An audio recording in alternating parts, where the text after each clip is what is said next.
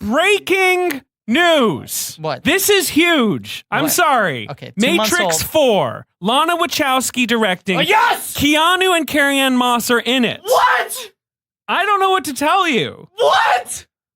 Because they were denying it as of a week ago. A week Just ago. Lana, as we sort of have already figured out, Lily it appears sort of Lana maybe and Lily retired. have sort of split. I gotta say, this is like this does freaking not out. feel like surprising news. Shut I the feel like fuck we up. all knew this was coming. No, I knew it was coming, but I figured it was not going to be Wachowski's. Right. I know Keanu. And I thought if Wachowskis weren't doing it, Keanu wouldn't do it. Yeah, well, Right. he'd Sure. been clear he wouldn't do it. Right. David Mitchell is a co-writer on it. The author of Cloud. Oh, sure. Weird. I'm so excited. David is yanking out his hair in both directions. I'm so happy. This is so. I'm genuinely so happy. I'm I gotta take a photo of this for posterity. The my moment God. the moment he learned. But back to Miyazaki. Am I right? Oh, boy. Anyone? Oh boy, we don't deserve it. He's losing God. his mind. I'm so happy right now. Oh, God. He's Everyone's beaming. gonna hate it. Can I take a photo? It's gonna be great. You can take as many photos of me as you want. Blank check with Griffin and David. Blank check with Griffin and David. Don't know what to say or to expect. All you need to know is that the name of the show is Blank Check. To go back to where it all started. Back to the podcast. Mm-hmm. Yeah, Right? I figured you'd do that. Of course. Yeah. I'm searching my. I mean, I'm glad you didn't do an analyst monologue Yeah. because they're long. Sure. I feel like there's I still know Kung Fu. That's sort of the trailer Turns out in line. my Matrix, the worse we treat you, the more we manipulate you, the more energy you produce. It's nuts. I've been setting productivity records every year since I took over. And the best part, zero resistance. People stay in their pods happier than podcasts and shit. I should have just said people stay in their podcasts. What Happier the fuck than am I pigs and doing? shit. I was literally about to say it's right there for What you. the fuck am I doing? Pods, podcasts. You know, it's. Look, I'm it's- still having my welcome to coffee. the Matrix. He's still having his. I'm still coffee. plugging in. This is a coffee obsessed movie right here. This is Simulate. There's coffee in like every frame of this movie. Go on. Hi. This Hello. is an episode everybody. people have been. I know I'm feeling the burden a little bit. Me Feeling too. the weight of it. Can I A say little this? scared. I've been stressed out about this episode. No, I'm actually not stressed out at all. I live in this shit. I fucking eat, sleep, and breathe this shit. It's fine. We usually take 1 week off per year. From We releasing usually episodes. are dark on the final week of the year. Right. On In this terms of podcast, releasing. which is Blank Check. With Griffin and David. Right. I'm Griffin. I'm David. Oh, talk about a throwback. It's not a throwback. It's like this has became a thing like last year by slow. This You is a Zoom thing. I Could have think. fit a fucking reloaded freeway chase in that pause between I'm Griffin and I'm David. That's right. That would have been exciting. Listen, would have it's loved a that. podcast about filmographies, directors who have massive success early on in their careers and are given a series of blank checks to make whatever crazy passion projects they want. And sometimes those checks clear, and sometimes they go back to the Matrix, baby. Back to the Matrix. I Back to can't the do Matrix. Groff. I can't either. I don't know what Groff is. I don't know what what the germ of that. Like Got a gentle voice. I think I wasn't too far off just because I think our speaking voices aren't yeah, you're not that different. But like, wildly dissimilar in pitch. does he have he's doing a thing in this. I need to watch this movie 10 more times, I guess. How many times have you seen it now? Twice. Same. Cool. Just Okay. 2 times. Yeah. This A lady. is special for me. I don't want to overload. It's the same for me with any movie I love. I rarely, Yeah. when I was a teenager, Sure. I might watch a movie 2 times a week or 3, like over and over again. But like these days, I'm like, is it time for me to watch Spirited Away or Master and like some movie I love? Sure. Like I'm like, yeah, give it a few more months. Well- It's always got to be a little special. Well, to David, go here's back. a question for you. How many times have you seen The Matrix Reloaded? I've probably seen The Matrix Reloaded like 10 times. Really? Only Yeah. that? Yeah. I feel like when we started this podcast, you were like, I watch it a lot when I'm trying to go to sleep. You don't count those as full viewings? Yeah, maybe. It's sort of funny to me to remember those days. Look, this is a throwback episode. I have not listened back to those episodes. I'll say this in a little bit. I mean, I have in my life. David, I thought I was going to re-listen before this, and I forgot to do it. But let's just say it up front. I know I've already alluded to it. This is our first blush review of Matrix Resurrections, a film with a lot to process.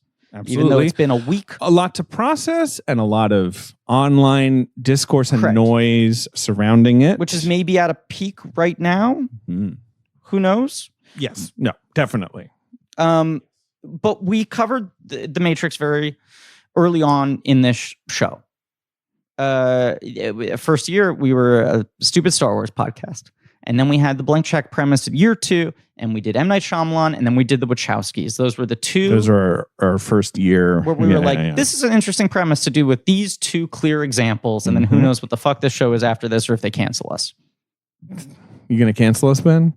No, I wasn't going to cancel you, but I mean, you had to do well enough to have me convince my boss, our broom closet and producer. Yes, yeah, of course. David, these days Zoomers complain about cancel culture. Real cancel culture is the UCB podcast network with no ad sales saying you don't perform well enough. They never did, though. They were always nice to us, to their credit. David, you were the top performing show. There was a point in time right before we did the switch from Star Wars to Blank Check where they were like, we'll give you that's true. a couple months. There was one meeting we had where it was kind of like, okay, like let's see how this reinvention goes. Right. Like we'll give it 4 months and then let's check in. I just want to say those episodes, which posted April 28th and May 5th, 2016, so 5 years ago, are respectively... Almost 6 years ago, my friend. Yeah. Closer. 5.5. Far closer to 6. Yeah. Are respectively an hour 50 and an hour 26. This is a big point. Now, especially with Revolutions, as we've probably referenced on this podcast before, we were on a time limit. Shannon O'Neill had booked the studio, and we maybe didn't know or had forgotten. She was the artistic director of the of the UCB, but she was also doing her podcast. Correct. And I think we recorded both episodes back to back. No, we did it Wednesday, Thursday, Friday, or something like that. We did like the whole trilogy on consecutive days or something like that. Yeah. And so Revolutions, people get mad to this day that episode apparently doesn't have a box office game because we were so rushed. Wow. I think we spend, we did our usual thing where we spend too much time talking about some stuff and then at the end we're like, and then also this happened, Yeah. That's one reason I have not listened back in a while, but those episodes are obviously fondly considered. I will re-listen before the thing commentary. I'm about to. You're right. I want to fully announce again. Right now, beginning of 2022, year of our Lord, on the Blank Check Patreon, we are doing the 4 Ghostbusters films, and then after that, we will be doing the 4 Matrix. We'll be going back to the Matrix. We'll be going back to the Matrix. So the point is, this is January. In April, we'll be doing a second, slightly more distance view. Oh no. April. Sorry, March and April. Yes. April will be Resurrections. April will be Resurrections, but March 1st, March 21st. And the April original 1st, trilogy April will revisit with episodes that are now. So get excited. Yes. We will be doing more Matrix talk if this is, whatever. If this isn't enough. Well, I just bring it up because much like you, I've been feeling the pressure of just like, this is an episode people have been waiting for years. This is the thing. Yeah. I think more than anything else we've done on the show, even like the Star Wars movies. No, it is because there's the moment that Ben placed at the beginning of the episode in editing of you realizing in real time on the Howl's Moving Castle episode, you check your computer, you see the news, you go, oh my God, news. Oh my God. And it was beyond. So what's that? That's 2019. Yes. Is when it's announced. Because it's not just how excited I was that was happening. Lana Wachowski to make a new Matrix movie with Keanu and Carrie-Anne Moss. Yes. That was like the announcement basically. Right. But it was like there have been 2 years of discussion and chatter of like they're going to do a new Matrix movie. The Wachowskis won't be involved. Maybe a reboot. Zach Penn to write. And Michael we'll B. Jordan possibly involved. Yeah. The other element, of course, is Wachowski split up. Maybe they're never going to make any movie ever. Right. Signaling maybe they're not that interested in making stuff right now. Blah, blah, a lot of that. But then, just the sort of terminal bummer of like, oh, the Matrix has gotten to the credibility point where they want to bring it back. Right. But it's going to be some weird boulderized thing. Like, so just the pure excitement of that. The way you reacted, it was like did you just get the worst news of your life? Like, did you because just? I'm like freaking out. Well, it was like you just went like blank. I can't even explain. It's like looking at someone process shock in real time. You know, Sure. where you just went like, oh my god, oh my god, oh my god. We were Right, like, what? right. And then you just sort of like said it.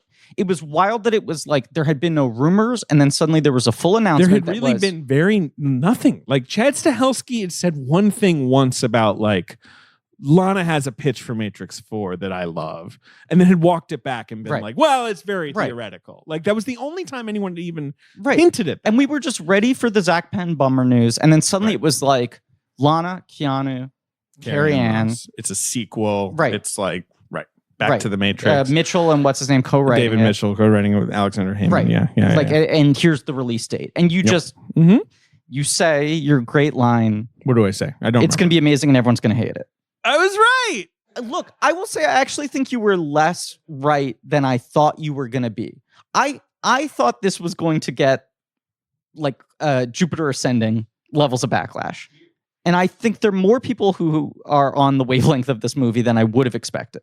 All right. That having been said, when the trailer came out 3-4 months ago, everyone was like, "Holy shit!" Right, I this was looks like, "Great! is this Yeah, going to be yeah, a fucking home run? Is she going to win everyone back? And it's like the fact that she's like at like 60 or 70% positive, and the other percentage I think is incredibly negative. Well, here's what I'll say. All right, I'm going to say a few things. One, we're going to talk about the Matrix Resurrections on this episode, obviously. Two, I'm very enthusiastic about this movie. People who listen to the show might know I'm very enthusiastic about this series. I'm a huge fan of the sequels, defender of the sequels, yada, yada, yada. Griff, you like this movie a lot. I love it. Very exciting. I would give it a capital L love. So get ready, anyone listening, for like a basically positive assessment of this movie. If that blows your mind, which some people online have indicated to me that it is mind-blowing that I like this movie, I'm sort of like, apologies. That's certainly the vibe you're going to be getting here. Ben, I don't really know where you are on this movie. I'm about to slam dunk on this fucking mill. I actually didn't necessarily love it, or it was like so much to take in at the theater when Griffin and I went. Sure. I watched then last night and really locked in on the movie. Love it. Oh, so yeah, wow, Ben's more into I it. think Ben's more. kind of So this will be a pretty very positive. positive episode. Yeah. That's fine. It ends. I turn to Ben. I go, well, that thing fucking rules. And Ben says, I don't know. And I said, you don't know? And he was like, I don't know what that is. And to be clear, you were like, I don't even know if I'm saying like negative. I just actually don't even know what that is. Yeah, I really had no idea. I'll say this.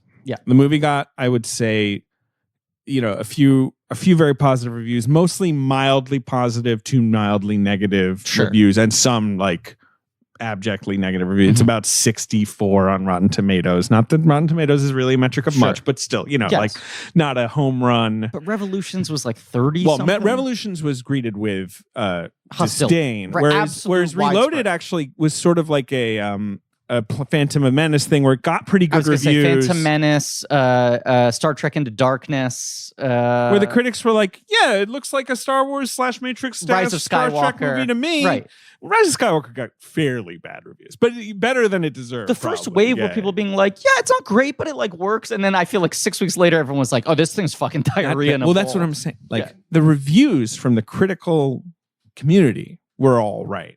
And then the backlash from the fan and sort of genre film community was strong. Yes. Quickly with Reloaded. And so by Revolution's time, everyone's like, fuck this. Same thing happened with Pirates of the Caribbean sequels. Yes. For that, the second one kind of got like lukewarmish. Like, oh, this is okay. And then the third one was really slammed. Right. And that's what's happening, in my opinion, probably with this, where it's like, there's definitely fans. There's definitely like a lot of, people who really locked in with the movie. But I am sensing like an emerging, like, what the fuck are you talking about? You thought that was that good? thing. Like, there's definitely a sort of like, am I taking crazy pills community, which is fine. Look, and this is another qualifier. That's what I kind of want. I know we're throwing out a lot of qualifiers for this episode, but I think we're very aware of the fact that there are a lot of eyes and ears on us right now because of the history of this show, because everyone knowing the investment. But like, let's not suck each other's dicks. Like, who cares? But yes. But I was stressed out about this. I didn't sleep well last night. I was rewatching shit. I was just like, fuck, I can't,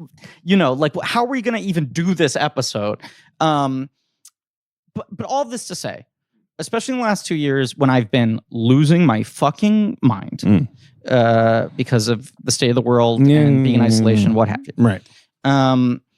I feel like there has been a recurring, incredibly vocal backlash to when I, especially with new release films that I love and am defending, try to intellectually why people dislike it, which I think people view often as me sort of projecting intent or fucking coastal elite douchebag. The people don't like talking down to audiences around the country. Maybe people just don't let people not enjoy things. Yes, Griffin. Right, that's the thing. I think I defend movies that I love, especially when they're and you get a little weird. too maybe, or you're saying like you're too heady about. Well, why don't people like it? I don't know. People don't like it. Right, and I'll say, look, let me have my hyperbole. I enjoy being overcranked. Right, you have to remember that my role on the show is to be the fucking idiot comedy doofus. But beyond that, I do think also we don't do a tremendous amount of new release films. And part of our sort of anthropological study of these films we're usually hindsight.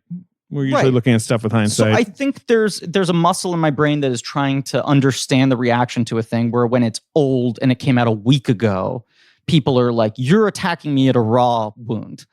And especially when increasingly there are oddball movies by directors that we now feel very emotionally invested in that come out and that are treated with some level of disdain, we really like defend them if we want to, right? Right. And I think sometimes, this is all I'll say, I'm going to try to, and David fucking catch me and stop me if I start doing the like, I think people don't like this because of this thing, because I really want to stay away from that. I really just want to focus on what I love about this movie, because I think this movie is very divisive. And I, in fact, unlike some other cases, fully understand every single reason why people would dislike this. So I'm just going to focus on what worked for me. Okay. Was there more? Or? There was. And already I feel like you were building to something, and now but I don't know. I'm very thrilled. For one, I'm not. There's the Wachowskis made a movie called The Matrix in 1999 that was very, very popular, and it's a cultural landmark to this day. Mm-hmm. They've not made a movie since that went over smooth. They only make very big budget movies. Correct.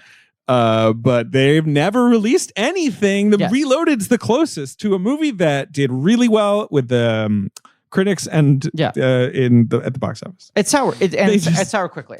So it would be really weird for Resurrections to reverse that trend. Although it was, there was sort of a, is everything cresting where it's like everyone loves the Matrix again, and that but no, I'm going to come back to that much more thrilled that it's a very divisive, perplexing movie that is prompting all kinds of debate, and that's what a Matrix sequel should be, in my opinion. It's going to be great, and everyone's going to hate it. The second part of the thing I was going to say, it just is. I remember my broken brain, the 2-point statement I was trying to make.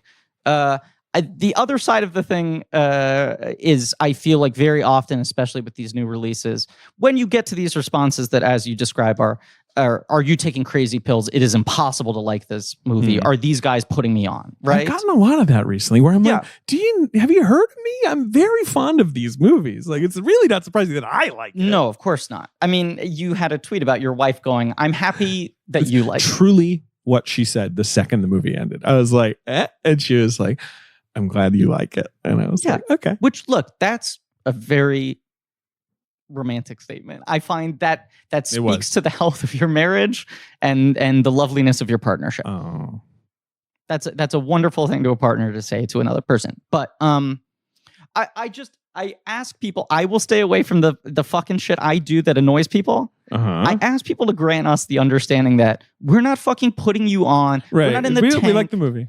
Right. And because even I wasn't sure Griffin would like it, but I thought he would. Yeah. Look, there are ways I could.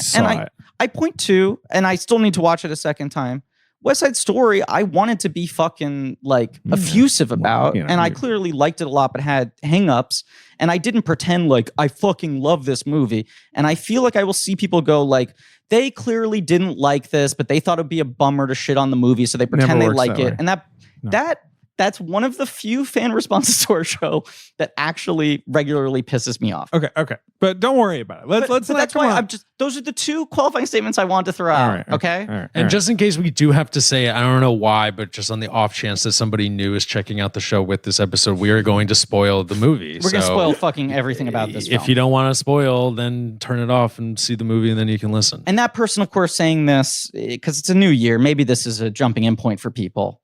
Yes, go Ben ahead. Mosley, the producer of the show, producer Ben. Hey. Producer Ben, the Ben Deucer, the poet laureate, the meat lover, the tiebreaker, the fart detector, This is a finest thing film critic. that started a long time Peeper, ago. where Birthday Griffin Benny, gave me a Hello bunch Fennel, of not nicknames, and Professor the Crispy. bit is that he the Fuckmaster, goes through it and it takes Benny, a really long time. White Hot Benny, and it's like a Soaking Wet complete Benny, sort of The Haas, derailment right of now. momentum. Mr. Positive, close personal and friend it just of goes Dan on and Lewis, on, but fans seem Voice to of have liked Reason, it for some reason. Santa Even as far, Haas, I know David's like The kind of Commish, shaking his hand. It's like a 50-50 kind of thing. Wishful Ben. What is that? That was Io Debris. Oh, that's Came right. up with that in That's Beyond the right. Lights I remember episode. that. Hosleywood, Hey, because he was in Hollywood for the Dark Star That's true. episode. He also was graduated to a series of titles over the course of different miniseries, such as Producer Ben Kenobi, Kylo Right, Ben, Ben and Night so- Shyamalan, Ben's 8. at some point, That's then his Wachowski We name. Say even made anything, Ailey Benz with the merch, dollar like a sign, t-shirt, War Haas, which is Purdue absurd. Bane, And I would Ben see 19, people the wear it, Fennel and I'm Maker, like, what is Robo going Haas, on? Benglish, Mr. Ben It's Credible, fun. Eat It's Drink just like, Ben you know, the Hosley, Beetle Babe Helvetica Juice, sort the of- Hosliday Public and Ben Sands Amines, kind of, Tossica of yeah. the ditch of the Jersey. Yep.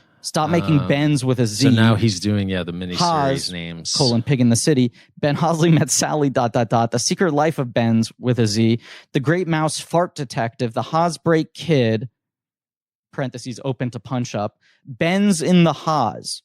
And I want to just say it now for the first time ever, Ben escaped from New Haas. That's what we're doing. Oh, Yeah. good. Okay. Good. And I just want to cite this is the first time that I finally have conceded and pulled up the Blank Check Wiki and just read the list, because I officially can no longer do it from The memory. reason, Yeah, well, also, it would one take reason too you can't much do it time. from memory is we don't do it every week anymore. Yeah. Right. And the reason we don't do it any week anymore, apart from the fact that it takes a long time, is that it just became so mortifying to do it in front of any guest I was not very, very close with. That's A, and B, it was- became so mortifying to start the chain for me and be like, what if I blink? Well, sure, you have the performance anxiety thing. Right. But I just like, it would be one thing if it was like, It's the Doughboys someone I'm drop. friends with. Right. Oh, Embarrassing. sure. Right. Absolutely. But, like, where because I- they get so like, I feel like that Mitch especially gets so embarrassed. Yeah. But like, it's like, like Michael Cerverus, like some guy where it's like, God, Oh. it's so exciting that we have like I a know. really, Fucking Tony Award winner. impressive, interesting person. Yeah. And then Griffin's like, and I'm just like, oh my fuck God. master. And I don't want to tee it up, but we have a couple people coming on Hopefully. the podcast this year Yeah. that are bananas. Hopefully. I mean, let's not, but yes. I'm saying that because I just updated the spreadsheet with the new ads while you were doing that. FYI. we haven't Jesus.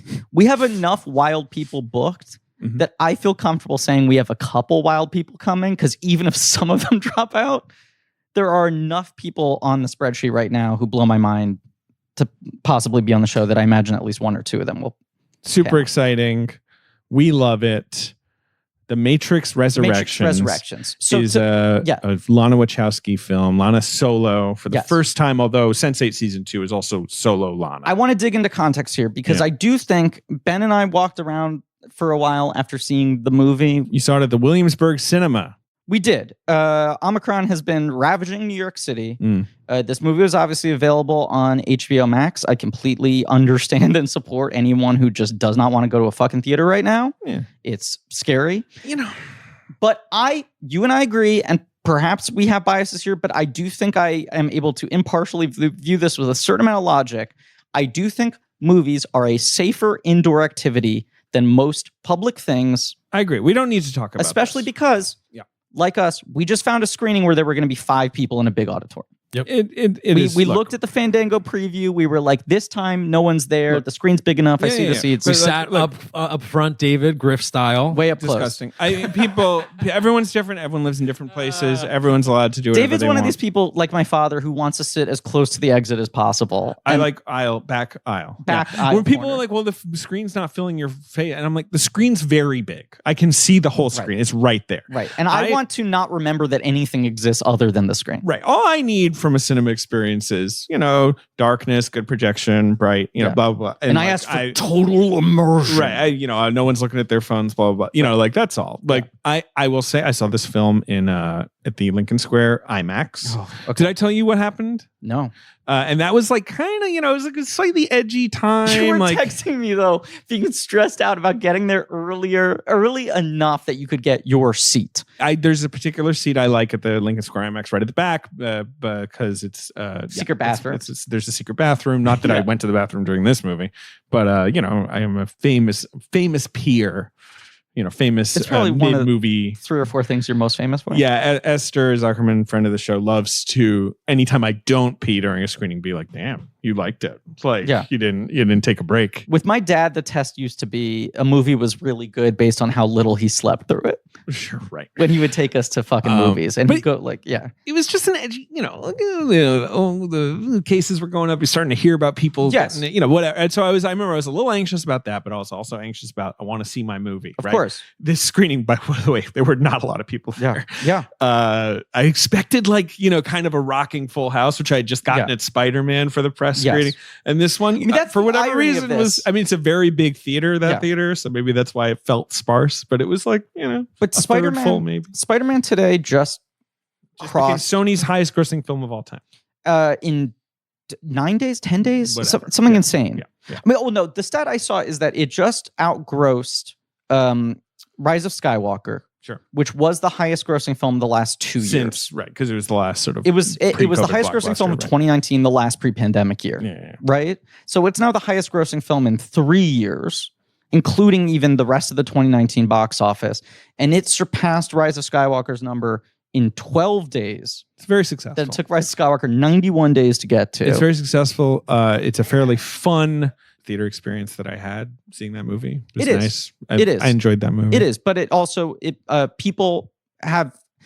people are reporting on the fact that this movie is bombing at the box office, and I think that is a completely impossible to judge based on it being on HBO Max at the same day at a time of a spike over the holidays when people are staying at home. And people are like, "Well, Spider-Man's doing well." It's like, well, Spider-Man is not like any other movie that has come out in the last 2 years, and in terms of the audience reaction it's getting, which is better. Great. I think it's great. For better or worse, the thing that drives people leaving their home and going to a theater these days is not wanting to be spoiled. Yeah, exclusivity that is, and right, exactly. But the X factor with Spider-Man is I don't want to have to avoid the internet because there are all these things that I know are going to get spoiled for me. And I think if Spider-Man were available on Disney Plus at the same day, it would have made a tremendous amount of money, but a lot of people would have gone, health risk, I'm going to stay home and watch it. And with Matrix, that became a very easy decision to stay at home and watch it. We can talk about that in the box office game. This is what I want to say, though. Okay, go ahead. Ben and I took the walk back from the theater to the train station, and Ben was, as we said, saying, I truly don't know what to make of that. I don't even know if I dislike that. I don't even understand what that is. And I was like, Ben, I want to give you a lot of context because I do think the context on this movie is incredibly important. This is a movie that is so much about itself, which is a thing that some people find annoying, right? But this is a movie that is about the exact place this filmmaker is in at that point in their life. It's about where this series stands in the cultural mind at this moment, about where she wants to be as a filmmaker, about the prospect of having to make this film. It's about all of these things. Mm-hmm. So as you said, the Wachowskis are screenwriters who write a spec script called The Matrix, which it has that classic first screenplay thing, even though it wasn't literally their first screenplay, but a lot of what they had done before that was like for higher writing job sort of stuff, right? They'd written Ecto Kid for a Marvel imprint. They wrote Assassins, but it got heavily rewritten, all this sort of shit. But they were like, this is our big fucking swing, right? And by their own admission, it was one of those things where it's like, we put every single idea we had into this one script. We put everything we liked into one movie. It's like write a script as if you never get to make another script ever again. Everything in their lives up until this point in time. They pitch it to Warner Brothers. Famously, the Warner Brothers executives go, I don't think we understand it. We can tell that this is something big, but we don't get it. Would you mind explaining it to us again after they had read it? But it gets acquired And there were years of, will this get made or not? Because it was risky. They were just like, does this make any sense? We don't want anyone else to have this. There's a version of this as a blockbuster. They really want to direct it. Warner Brothers was very scared about that. Untested. They go off. They make Bound essentially as an audition film. Yeah. To prove that they could direct a movie. Sure. And even though it's a small film, once they see that, they go, these guys know where to place the camera, right? That's I'm part sorry of for it. saying guys, misgendering. I meant a gender neutral term, but obviously it's more sensitive when we're talking about the two. Okay. of them. Okay. Yeah. That's all. Everything you're saying is true. I'm going to take over a little bit. Yeah. Here. Okay. There's two, just to clarify, Lorenzo de Bonaventura and Joel Silver were crucial in getting the movie made. Lorenzo because de Bonaventura, who was the head of Warner Brothers at the time and was a big ass dork, and for better or worse, is one of the people who is probably responsible for culture shifting that much in that direction. Certainly at a blockbuster level. And the way they finally get the movie approved is the storyboarding. This had like a 600-page storyboard book Huge. that they present, which is basically the whole movie. Jeff Darrow, the comic book artist. Right. And Steve Scroce worked on that. And like that was where they finally did it. It was made cheaply for quote unquote cheaply for like $65 million. But one of these movies that was sort of a forebear of how these blockbusters are made now, where it's like you can watch the entire film before we've shot an inch of film. The storyboards are so deliberate. We're so specific about what the effects are going to be, what the shots are going to be, the timing of everything. And they send Warner Very Brothers. controlled They movie. shoot the first sequence. They send it to Warner Brothers. Trinity, The cold open of the cop. movie is And Warner Brothers is like, looks great. we can relax. Exactly. You're on your own. And then obviously the movie was a huge hit. The movie, The Right. Matrix, it's been very interesting watching people rewatch all the Matrixes. Yes. Right? Some people who probably have not in a long time. And pretty much the universal reaction to the first Matrix is, damn, like movies used to look like this, like blockbusters. Yeah. Like it is still amazing to me and to people, I think, just like how like sort of like flawless and I don't know, enduring it is. Like, I mean, it's almost a boring movie to talk about, but it's also such a complicated movie to talk about.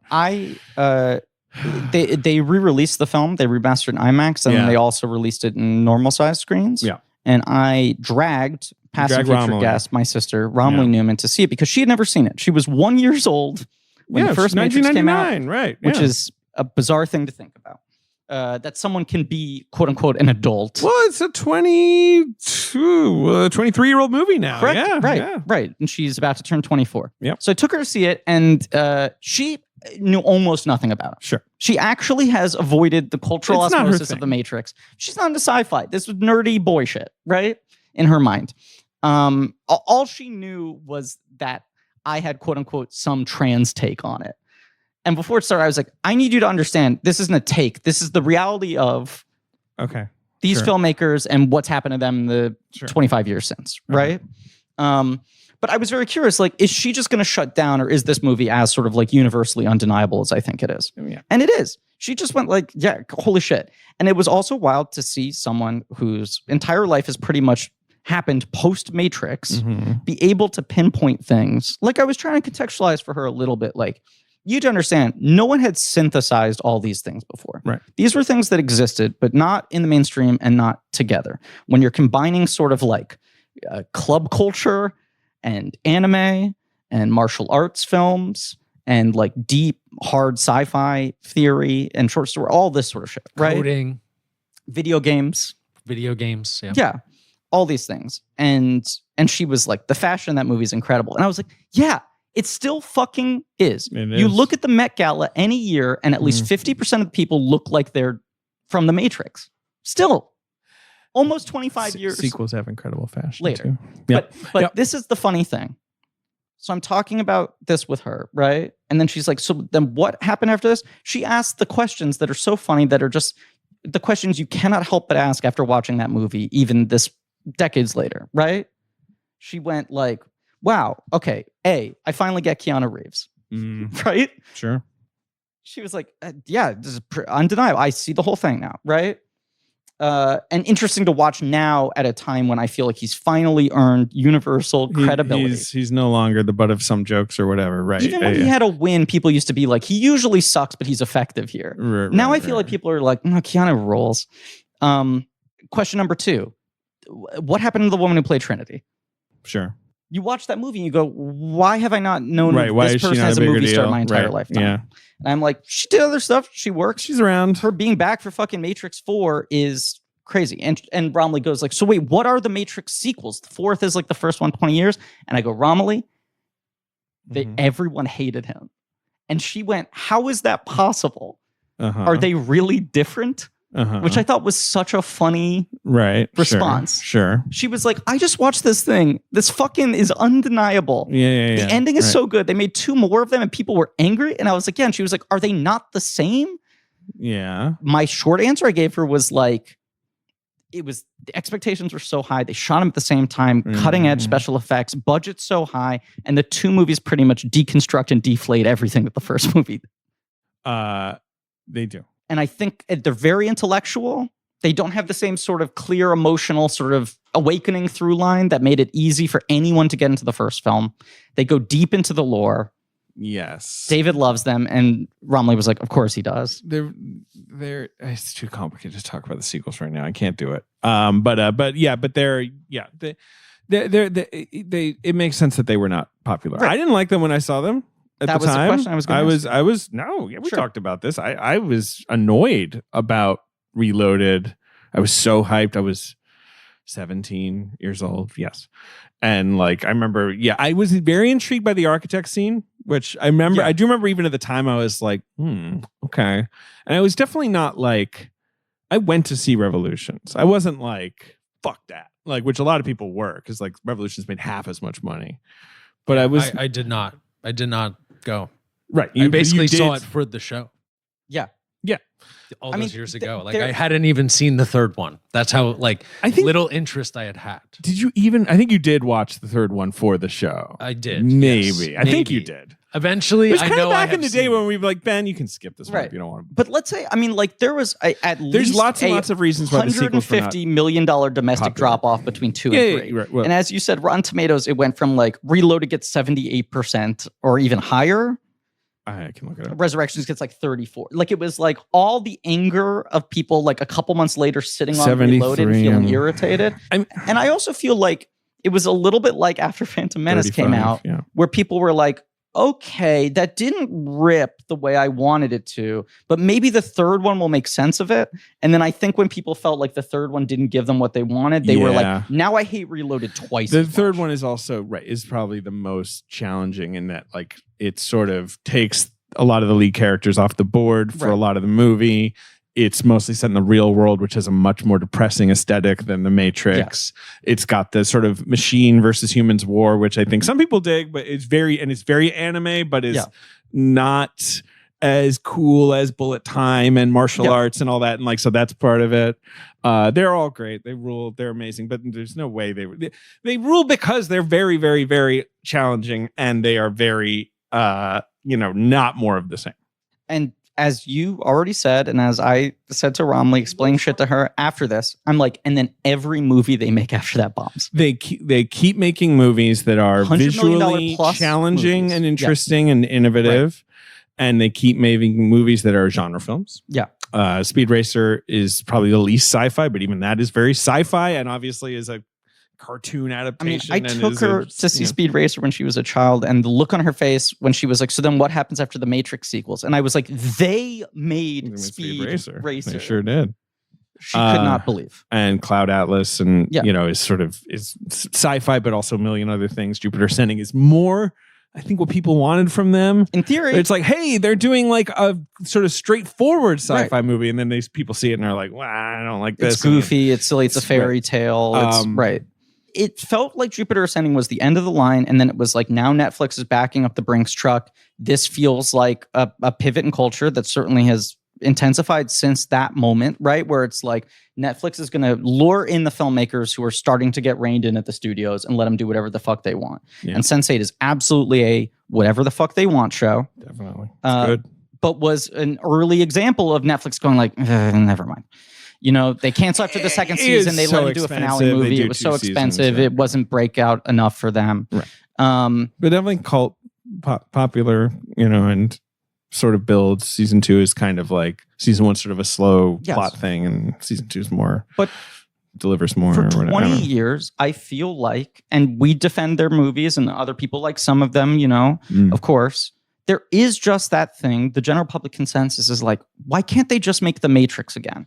And I don't think anyone was at that moment in time asking him to do The Matrix 4, but it was like, why can't you do that sort of thing again? Why have you never, ever replicated that feeling again? Mm-hmm. And the sequels are like the same, but they didn't make me feel the way that The Matrix did. And everything you've made since then feels like it's running as far away from The Matrix as possible. I guess so. It's very.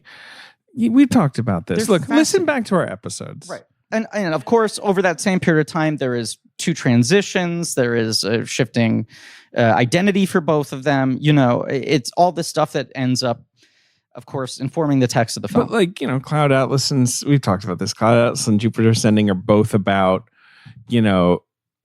humankind being used as like food or energy. Yeah. Which is what the Matrix is about. Right. Every version, like they do keep going and consciousness shifting. Like, and Lana talks so much about how the movies are kind of about love conquering all, right? Like all, that's like a thing they keep going back to. That's a thing in this movie. That's a thing in the last, they have, it's just that, I don't know. Look, this movie, The Matrix Resurrections opens, or like the first act of this movie is partly about people interrogating, like, what is it people liked about the Matrix? What is it we should be delivering with a new Matrix? Like, what do people want out of the Matrix? What did people want at the time? What has changed? And it's very funny and, to me, inspiring and interesting to see the movie do that. I guess to some people it's annoying. Obviously, it's very. This is the last thing I want to set up.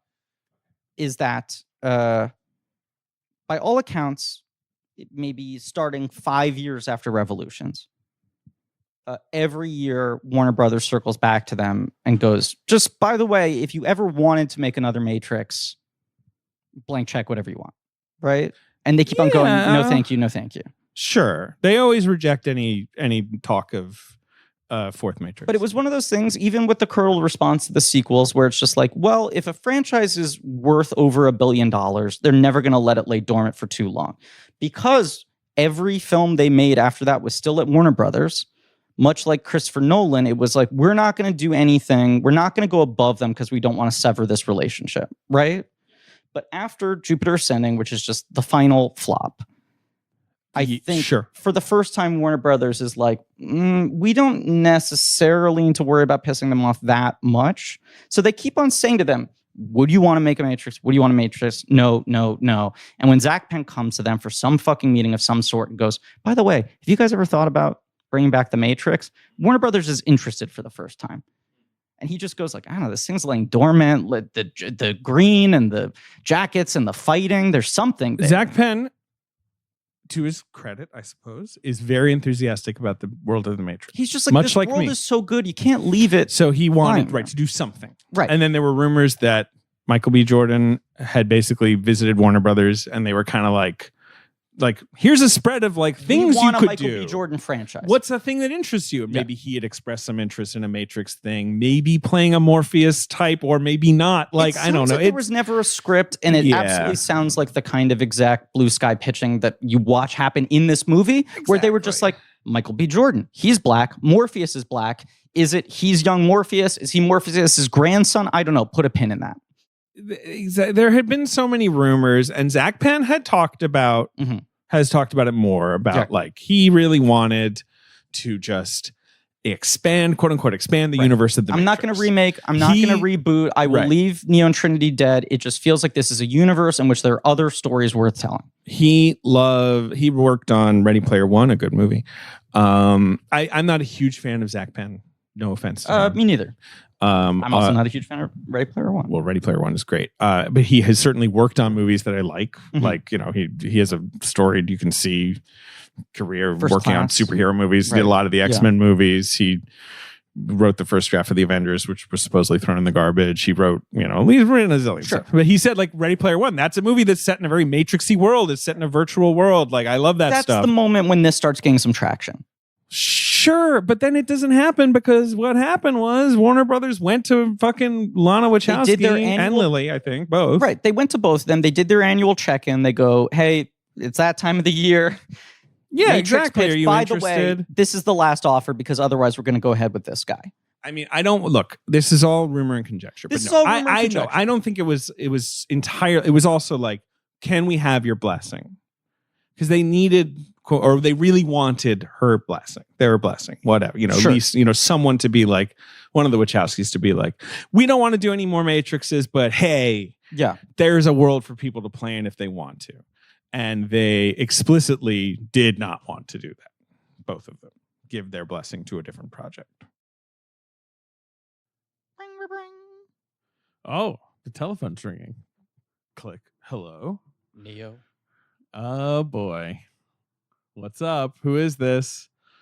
I am Morpheus. Which Morpheus are you? A third Morpheus. You're another Morpheus? God. Lousy with Morphei. Old Morpheus. Oh, what's up, old Morpheus? Not too much. How are you, Neo? I mean, I don't really know yet, but I'm sure a lot's going on with me. Neo, Yes. do you lie awake at night thinking about programs? I don't. I just lie awake at night. But yeah. No, I do occasionally think about programs. These programs that try to shame you, tell you the way you eat is wrong. Yes, these programs are very bad. But I've been looking for a different kind of program. These programs are even worse than agents, Neo. I hate that. Unlike other programs, Noom uses a psychology-based approach to help people better understand their relationship with food, Neo. It teaches them how to be more mindful of the way they eat, gives them the skills and knowledge they need to build long-lasting positive habits, Neo. Noom is even faster working than if Tank put a chip with better eating habits into the computer while you were plugged into the chair. Sure. Noom is even better than Matrix learning or whatever Correct, that thing Neo. is. That's really cool. I mean, I know they use a psychology-based approach that helps people better understand their relationship with food. So that's probably part of why it's so successful. This is the beginning of your journey, Neo. Right. So I'm going to be more mindful of the way I eat, have the skills and knowledge to build long-lasting positive habits. It's easy to be overwhelmed by all the information the wellness industry throws at you, Neo. But Noom believes the only place you're willing to start with is your mind, Neo. Well, look, I'm starting on my health journey. I'm overwhelmed, like you said. But since I've started using Noom, I better understand my cravings. I better understand my relationship with food. I enjoy exercise instead of dreading it. I have more energy. My mood is better, and I'm less stressed out. You take a path towards better health one lesson at a time, Neo. Their psychology-based approach helps you change the way you think about food and health, Neo, rather than demanding you to change your entire lifestyle, Neo. I'm more empathetic. The program is more empathetic. I am also more empathetic. It's flexible to your lifestyle. It's easy to log food. It's easy to see your progress. And it's based on scientific principles like cognitive behavioral therapy, which help people better understand their relationship with food to build sustainable habits that last a lifetime. Now, Morpheus, how many users finish this program? 75% of Noom users finish the program, Neo. And isn't it nice when you realize very shortly into an ad read that the copy is almost already written like something Morpheus would say? It's very Morpheus-y. Like the wording, I don't even need to spin anything because the wording is already very Morpheus adjacent, Neo. Users, programs, Neo. Right, exactly. And I can decide how Noom fits into my life, not the other way around. 5, 10, 15 minutes a day. How much time I spend on the app is up to me. And I'm going to start building better habits today, Morpheus. Neo. Sign up. Yes. No, I'm just saying your name. Go on. Okay, fine. This is Sign your up for your- journey now, Neo. I can only open the door for you, Neo. Start building better habits today. Sign up for your trial at noom.com/check. That's NOOM.com/check to sign up for your trial. Noom.com/check. Noom even kind of sounds like Neo. Noom. Neo. Yeah. It's not Neo.com. Mono. But if you said Neo.com Noom. quickly, it maybe sound like Noom. No, but it's noom.com/check. NOOM.com/check to sign up for your trial. Neo.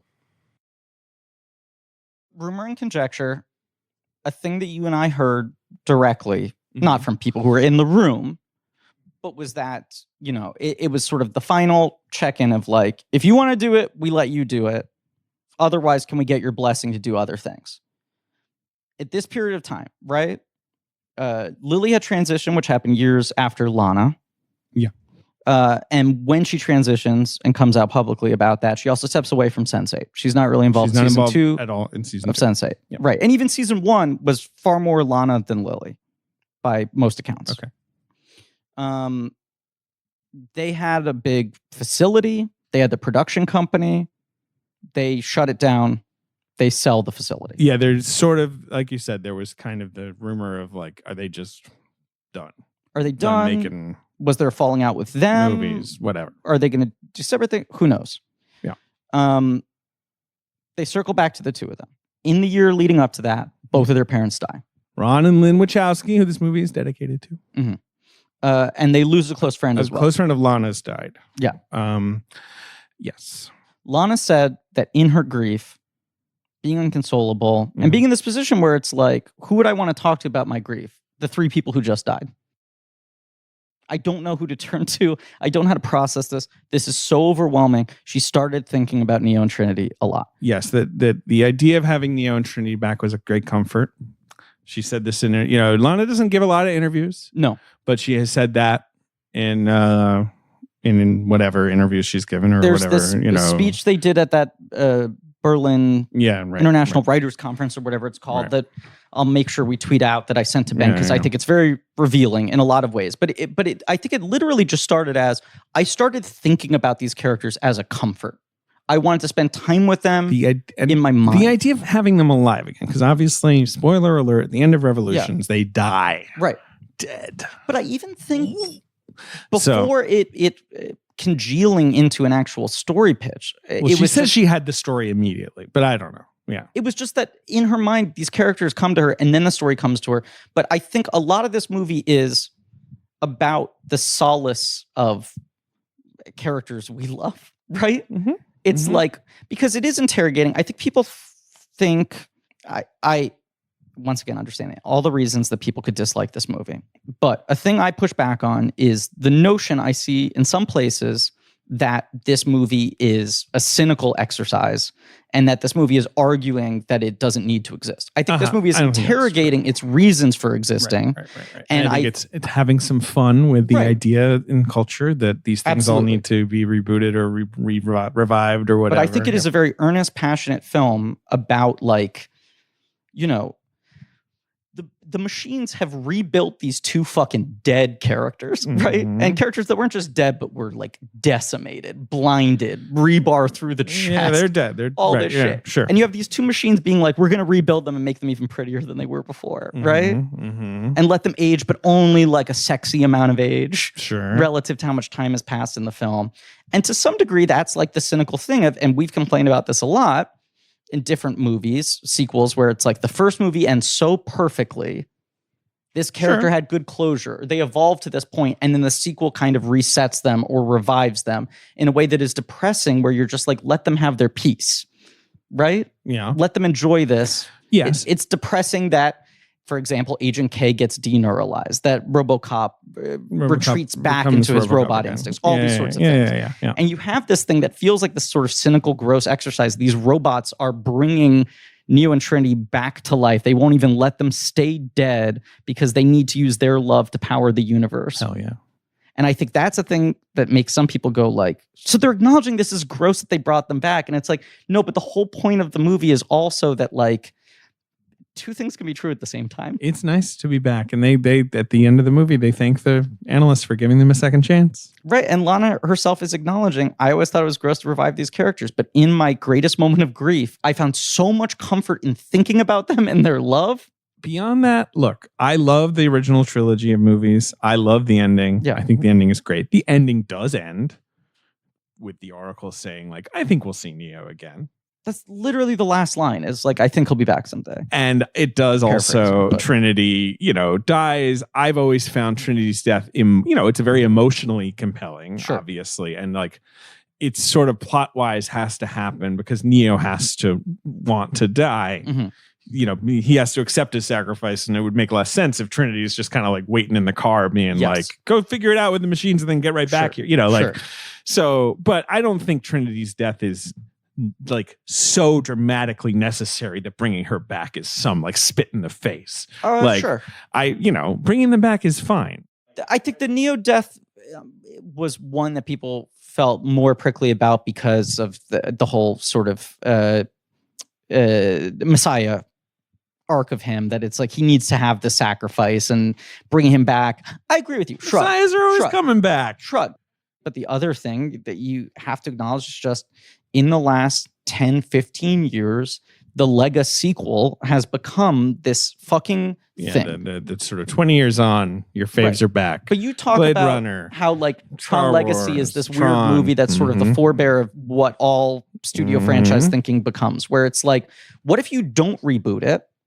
Right. You actually make a sequel that acknowledges the passage of time, that is referential, update it. You that have tries a new to have generation new kids and an old generation coexisting. But like, and it tries to thread the needle of like, let's make a movie for a 12-year-old who's never seen Tron that they will enjoy. But it also their dad who loved Tron will be like, oh my God, Flynn's back, and you have to be really deep and respectful of the lore, but you also need to have it be a launching pad for a new thing. And then this is like Jason Segel Muppets, Star Wars, Force Awakens, Ghostbusters Afterlife, all these fucking things, right? It's so pervasive too now, especially. Yes. It's very pervasive. To me, sometimes I'm like, why are all of my friends who really like movies talking like studio executives all of a sudden and thinking that way right. and having which kind is of another thing I think this movie is commenting on all of a sudden. Yes. Which I find really strange because like as someone who just wants to be entertained and likes movies, I don't go into watching something and thinking about that stuff. And look, throwing bricks in a glass house, right? Obviously, this is what we do on this show, and it's what we fucking made our bones doing, and it's the core of our friendship, David, you and I. Sure. But it is interesting seeing more and more, I feel like, with every year, the mainstream culture talking about things in terms that you and I think of, where it's like the general public is very aware of studio maneuvering of IP. It is. It's much more aware. Right? And that's why you can make a Spider-Man No Way Home or whatever. Right. And you just can make a movie that... Oh my God, the Fox rights are going to go back to Disney so they can put crazy. X-Men in there. No, that's true. It's true. It's crazy that people are now very you reluctant don't to that. think of as following the film industry saying, well, the problem with the Disney Star Wars movies, obviously, is they didn't have a Feige who was overseeing the whole series and one director. Like that whole intellectualization of the business maneuvering behind the stories and the value of the stories. Yeah. These are all things that she's commenting on. At the same time that she's commenting on where she feels about her own career, her own life, this thing that she created that also has, like many things that become so seismic, developed reputations completely out of her control. And she's reckoning with all of that too. What does The Matrix mean to people 25 years later? What good has come out of it? What bad has come out of it? Why do people want to go back to that? Is that a bad impulse? Is that a weak impulse to just want to retread things? Not or just is The there Matrix. Value? Not just The Matrix. Nostalgia in general. Yes, like, is that a positive, negative force? How do we, or whatever. How is that a force in our life? I sit down and see this movie. Lincoln Square IMAX. Everyone, it's one of those things where like there's a few critics around me who are kind of like, "Ooh, David's excited." Everyone else is kind of like, six I'm here to see tweets of people taking photos of your masked face, my giving thumbs up. masked face. I walk into the theater. I walked into the lobby with my dear friend Esther Zuckerman. The great Esther Zuckerman, passive. You were wearing all latex, correct? And I walked up to the Lace press. Trinity I walked up force to a press check-in table. There's always a table where you check in. Sure. And I walk in up, and it's Lauren. Shout out Lauren, a friend of mine. And I'm like, Lauren Michaels? Lauren, Lauren. Lauren. Oh, Lauren Michaels. Lauren, yeah, okay. And I'm like, hey, Lauren. And she's like, hey, David, okay, I don't see you on the list, but I'll just write your name down. And I'm like, Lauren works for Universal. I don't know what's going on here. And she's like, and it's in like theater 12. It's in like a crappy theater. Not. I assumed it was playing in IMAX, and I was like, and I walk away, and then I'm like, wait, Lauren, you're not Matrix, right? And she's like, Sing 2. Yeah. And I was like, just imagining a world where I go and sit down and I'm like so excited for the Matrix and then sing too. Just Right, and then you, like I like for what in my days you just run not thought about frantically it. from one screen to another. You miss the first 2 minutes. You never get over it. Yeah. Anyway, and then I was like, That's okay, fine. and then I was hunted around and eventually Yeah. Warner Brothers or somewhere else. I'm very nervous. I was very excited for this movie. I had heard from some people at the junket screening that it was bad. Uh-huh. And I was kind of like encouraged by that in a Of course. way where I'm like, ooh, interesting. And you heard from some friends like I'd heard from some Stefanski. people that it was good. Like Right. Emma had seen it. At a And even junket more screening. specifically, I think you're going to love it, David. And I talked to one person who was like, oh yeah, it's great. And then I was like, oh yeah, some people don't like it. And he was like, people don't like it? Like people, like someone who was so like into it that was like, oh wait, it's not going over? Well, and I was like, okay. Let's also say, I feel like I spent more time tracking fan theories on this than you did. Like, I fucking joined the Matrix subreddit and was reading everyone's breakdowns of what they thought the movie was going to be. You were more trying to stay pure with this. Definitely. I rewatched the trailer obsessively. I was, like, breaking really shit did. down. Yeah. And you and I, for the last 4 months since that trailer came out, text a lot just going like, do you have any idea what the fuck this movie is? Like, there was something thrilling to the fact that it was so hard to piece together what this film was even going to be. Let's say compared to something like No Way Home, where both of us went into this like, I think I know what the basic shape of this film's going to be. I went into No Way Home being pretty like, much know what the last act's going to be, even kind though of. they've been trying to keep it under lock and key, and it's like, I think I can predict what's I going was to sort happen. of pleased by how little I knew about No Way Home. But anyway, but I knew I that, could you know, put- I could make guesses in my thought mind. that- Did he find a way home, or should we not spoil it? It's actually a really difficult Honestly- answer, and we're not going to honestly, spoil he it. kind of does and doesn't. Yeah. Anyway, but my this big film, fear. we'd look at the trailer, we'd be like, I don't understand how this and that and how does that all piece together? What is this movie? What is the story? What's the vibe? It was exciting.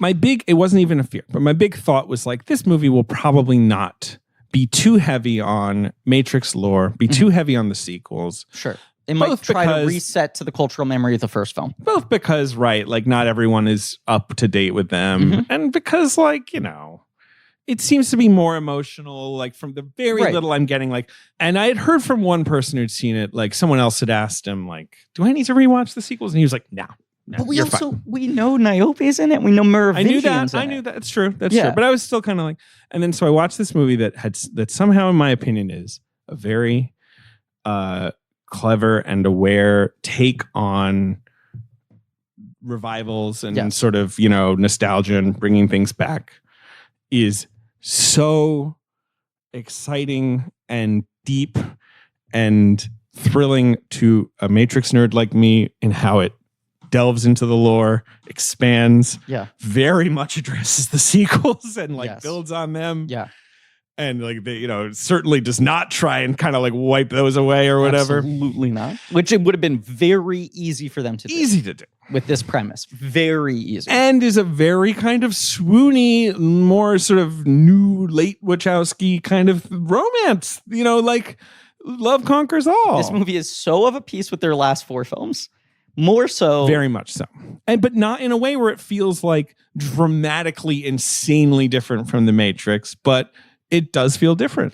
And let's say I mean, I'm not trying to intellectualize this. I'm just saying the thing I've seen people say. Yeah. And to be clear, including very good friends of mine whose opinions I respect, who I've had very civil conversations with about what we do or do not like about this movie. Right? Right.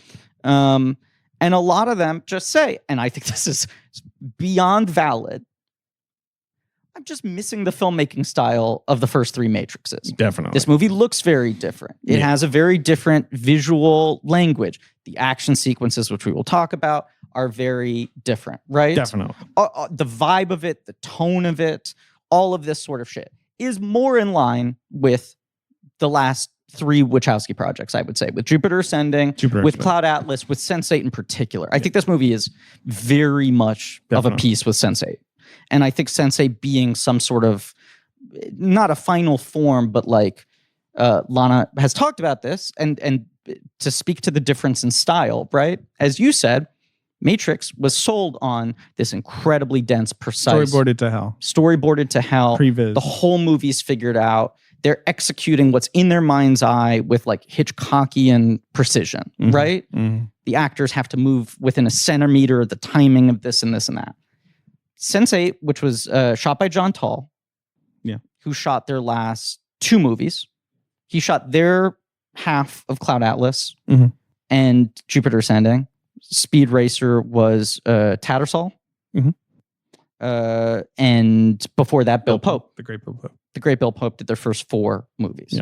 Yep. Very distinctive look. Bill Pope. He rules. He did Alita. He did Shang-Chi this year. He rules. He's my favorite. and he's is kind of in Edgar the Wright's Marvel world regular right now. guy, and did the Spider-Man movies for Sam Raimi, or the sequels. But they have different artistic collaborators now. Tom Tickver's doing the score instead of Don Davis, all this sort of shit. Mhm. But she's talked about how, and I think they've been moving more and more into this style. Sense8, they didn't do rehearsals. They didn't have blocking. Yep. They wanted to shoot it more documentary style. They wanted to give actors freedom and authorship over the scenes. She wanted to be surprised by things that were happening, evolve things on the day, more collaborative in that sense with performance, use more natural lighting. You know, Right. things become warmer and more glowing, Very handheld. off the cuff, Yes. improvisational. Apparently, like this is what I've been hearing. Yes.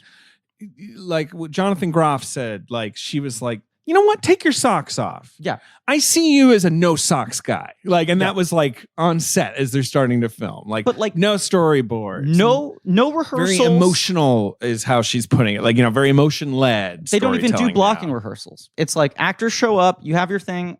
We haven't talked about this. I want to see what you have, and let's roll. First take, first grunt. Which for people who don't know, you show up on set. Everyone's drinking their coffee. The actors have their script pages. You run through the thing like 8 times while a bunch of different crew people go like, maybe I'd put the mic there and the lights here and this and that. And very often you decide the next 20 shots you're going to do in order based on what the actors and the director figure out. Right. Send people away. You do your makeup. 2 hours later, you come back. You do everything as it was planned, right? The evolution happens in that rehearsal process, maybe. And then it's pretty fucking locked in because now we've set up equipment here and there. This was like, let's just set this up where it's lit in a way, and this speaks to why the movie looks so different as well, aside from the narrative reasons why it has a very different color palette, is a lot of natural lighting so that actors are not locked into, you have to stand here because the light's there, or we can't move the camera this way because then you'll see this equipment. We want that sort of freedom, which leads to very often you need more coverage. Yep. And that coverage is looser or the action in this movie is, I think, almost getting a bad rap. I don't think it's that bad. Like, it's kind of, I don't know. Yes. I think it's of a piece with the film. That's sort of my main take on I it. agree. Like, but it is certainly not like the other Matrix movies. Even people don't like the Burly Brawl in the sequels. They don't like the Smith-Neo fight. But those are cutting edge sequences. Those are like, let us push everything we've got to the absolute limit. And, in the sequels, I would say maybe they reach their limit and you can see the limits. Like, Highway Chase is the best sequence of the... Well, that Highway Chase is incredible. That totally worked. But like, the Smith fights and stuff, like where sometimes you're like, okay, they were 95% of the way there, and now I can, in this shot, sort of see it looks. But janky, even for the things that don't hold nothing up in well, this movie feels that way. No, even for the things that don't hold up well tech-wise in those 2 sequences, or just over-conceptualized or whatever, there is a precision and a clarity of action that I think people are more critical of the action of this movie. In a way, I understand, because I fall into this as well. The action is the weakest aspect of this film, Definitely. inarguably. Yeah. And I think part of that is there's perhaps a mild indifference from Lana that's not, Or whatever. It's just not the priority anymore to make really, really like insane action or whatever. I don't know. which the sequels, I was watching Matrix Revisited, Sure. which was Absolutely. the Matrix was the best-selling DVD of all time, and it was so successful they put out another DVD that was essentially just It was just more special features. Yeah, right. There's not a lot of special features on the original disc, but yes, Right. it's like an in-depth, it's like a feature-length documentary about making the movie, kind Right. of. Yeah. But also them in the early stages of the sequels, and it was sort of bridging the gap of the that's true. excitement. Right. And right, so I was rewatching that, and it's like all this footage they kept from the early days of developing the first Matrix, but you're also seeing the earliest glimpses of them doing 6 months of stunt rehearsal for 2 and 3 before they started Jesus. filming. Which and Keanu's 57. Yeah. He does the John Wicks, so it's not like he's not doing that They're- kind of shit anymore. It's a different type of action. but it 100% It's not is. martial arts. And he can't do like the shit they did. And you can read, Bilga Iberi has this incredible piece he posted talking to Chad Stahelski, who makes the John Wicks, who is Keanu's stunt double, who plays Chad in this movie. Handsome Chad. He's credited as Handsome Chad. He is, and he's a handsome guy. Yeah. Who talking about like how unusual it was at the time for a Hollywood movie to have individual combat like as the centerpiece of your action. Like, Yes. because like in the Yes. Schwarzenegger etc. in that Right. era, it's more like punch, like it was not Well, like the a Schwarzenegger, 10-minute Stallone, hand-to-hand fight right, sequence. are not like, fighters in that way. No, I mean, because that's not their vibe. Right. And so like, but the work they had to fucking do, like to get all that That's right. what's The kung you fu watch this sequences. revisited thing. It is crazy when you realize how much work they did for the first movie and for the sequels. It maybe even doubled, right? So not excusing elements of the movie, but like things I think people should understand about how this movie ends up the way it does, right? Mhm. The actors are older. They don't have Ping, who Yuan Ping, choreographed yeah. the first 3 films working on this. Yeah. Who knows if they tried to hire him and he said no, or they didn't even reach out. It feels to me like just she didn't want to make as much of a martial arts movie this That's time. just not what this movie is. Right. At all. Right. I also think this is the first film we've seen her do without Lily. And Lily was less involved in Sense8 and not involved at all in season 2. And this is very much of a piece of Sense8. And it's like some of those things that people are missing from the visual dynamic of this movie might have been more Lily things. I don't know. That's pure conjecture on my part. This is the thing. But it's a different DP, John Toll, who then they filmed like 6 weeks, 2 months of this movie in San Francisco. A lot of the exterior stuff, like Yeah. the building shit at the beginning and the end of the movie, the Simulante shit, whatever. And then COVID hits and they shut down for like 9 months. Yeah. Lana's like, we might never finish this movie. I might just abandon it. Right. They come back. John Toll's not available.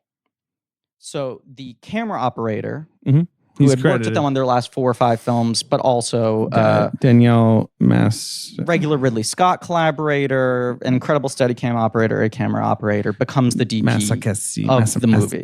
Jesse. So that's like another evolution in... Yeah. Right. And they're filming the film under difficult circumstances at a time where they weren't sure if they were going to be able to film it again. It's very hard to do those sorts of action sequences and stunt rehearsals and all that sort of shit. It's just, this is the film we have, right? Yeah. I'm And satisfied. it's not trying to impress you with the kung fu or the cutting edge effects, visual language of the fight sequences. I think it is understandable to be aggressively frustrated with the fact that the movie isn't delivering on that level. Mhm. I think because other action has gotten so muddy, Mhm. we're lacking the sort of tactility of a Matrix fight, even when it was CGI augmented, Right. or at least the clarity, the visual precision of it, Mhm. that people were like, fuck yes, here we go. Lana's coming back. She's going to school everyone. She's going to show them how it's done. So when a new Matrix comes out and you're like, fuck, Shang-Chi kind of delivered better on Yeah, that one sure. front Yeah. with Bill Pope than Matrix did, I think that bums people out, which makes sense. Whatever, man. That's I agree. fine. Makes sense. The action is, but my defense of the action is is what I said. It's kind of a piece. Yeah, I agree. I don't think it's like And completely insane. Look, it's like you fall into this territory with this film. It's sort of, we talked about this with Total Recall when we did our Verhoeven series years ago, of like, that there's a way in which that movie is critic proof, because anything that's shitty or nonsensical in it, you can go, well, it's all in his head. It doesn't make any fucking sense. Right. And in the same way, because this movie is so self-referential about its own existence, you can go like, well, it's like, the point is, it's like the way modern reboots are. Right. Which I think part of when people say are you taking crazy pills? How can you think this thing is good? They go like, are you just excusing everything that's bad in this movie by saying, no, but it's supposed to be bad on purpose? Which we're not saying. I'm not. People can think whatever they want about People this can movie. think I don't whatever they give a want. That's the biggest shit. part. The action works for me fine, but it's not incredible. The action is I think Bugs has some good action. there's some fun stuff. Bugs has Jumping some over the really car great is stuff. fun. The opening Like, you sequence know. is the best, which is the thing that's most directly emulating the style of the Yeah. original Matrix. Right. I think the Smith bathroom fight's pretty decent in terms of hand-to-hand combat. Yeah, it's fine. But it's all it's more piecemeal. It's not more shot, reinventing reverse the shot, wheel. coverage. And really, Yeah. what I'm trying to say is that those all three really did kind of reinvent the wheel every time. The sequels maybe a little less so, but they really were innovative in ways that people remember and don't remember. And she's maybe focusing on the other three wheels now. Hey, man, The Matrix Resurrections. Let's talk about it. How long have we been going? About over an hour. Okay, we got to talk about the movie, like scene by scene. The cold open of the movie is, of course, I said the code open for a reason. It's those green letters, the rainfall, right? Yeah, it's the same as ever. Warner Brothers, Village Roadshow, the theme you remember, the code dropping into Matrix, Resurrections comes up, much like a, corpse being revived, right? Like something rising from the grave. Is the first line of this movie literally, "This feels familiar"? Yeah, and it's we're seeing a call being it's Right. Look, it's how you open. It's one a of these restaging of the things. Trinity scene, Right. and then we get the reveal of this isn't Trinity. Who is this? Right. So you've got this great character whose name is Bugs, like the bunny. I mean, Kind of the audience surrogate of the movie, yes. Especially in the first chunk.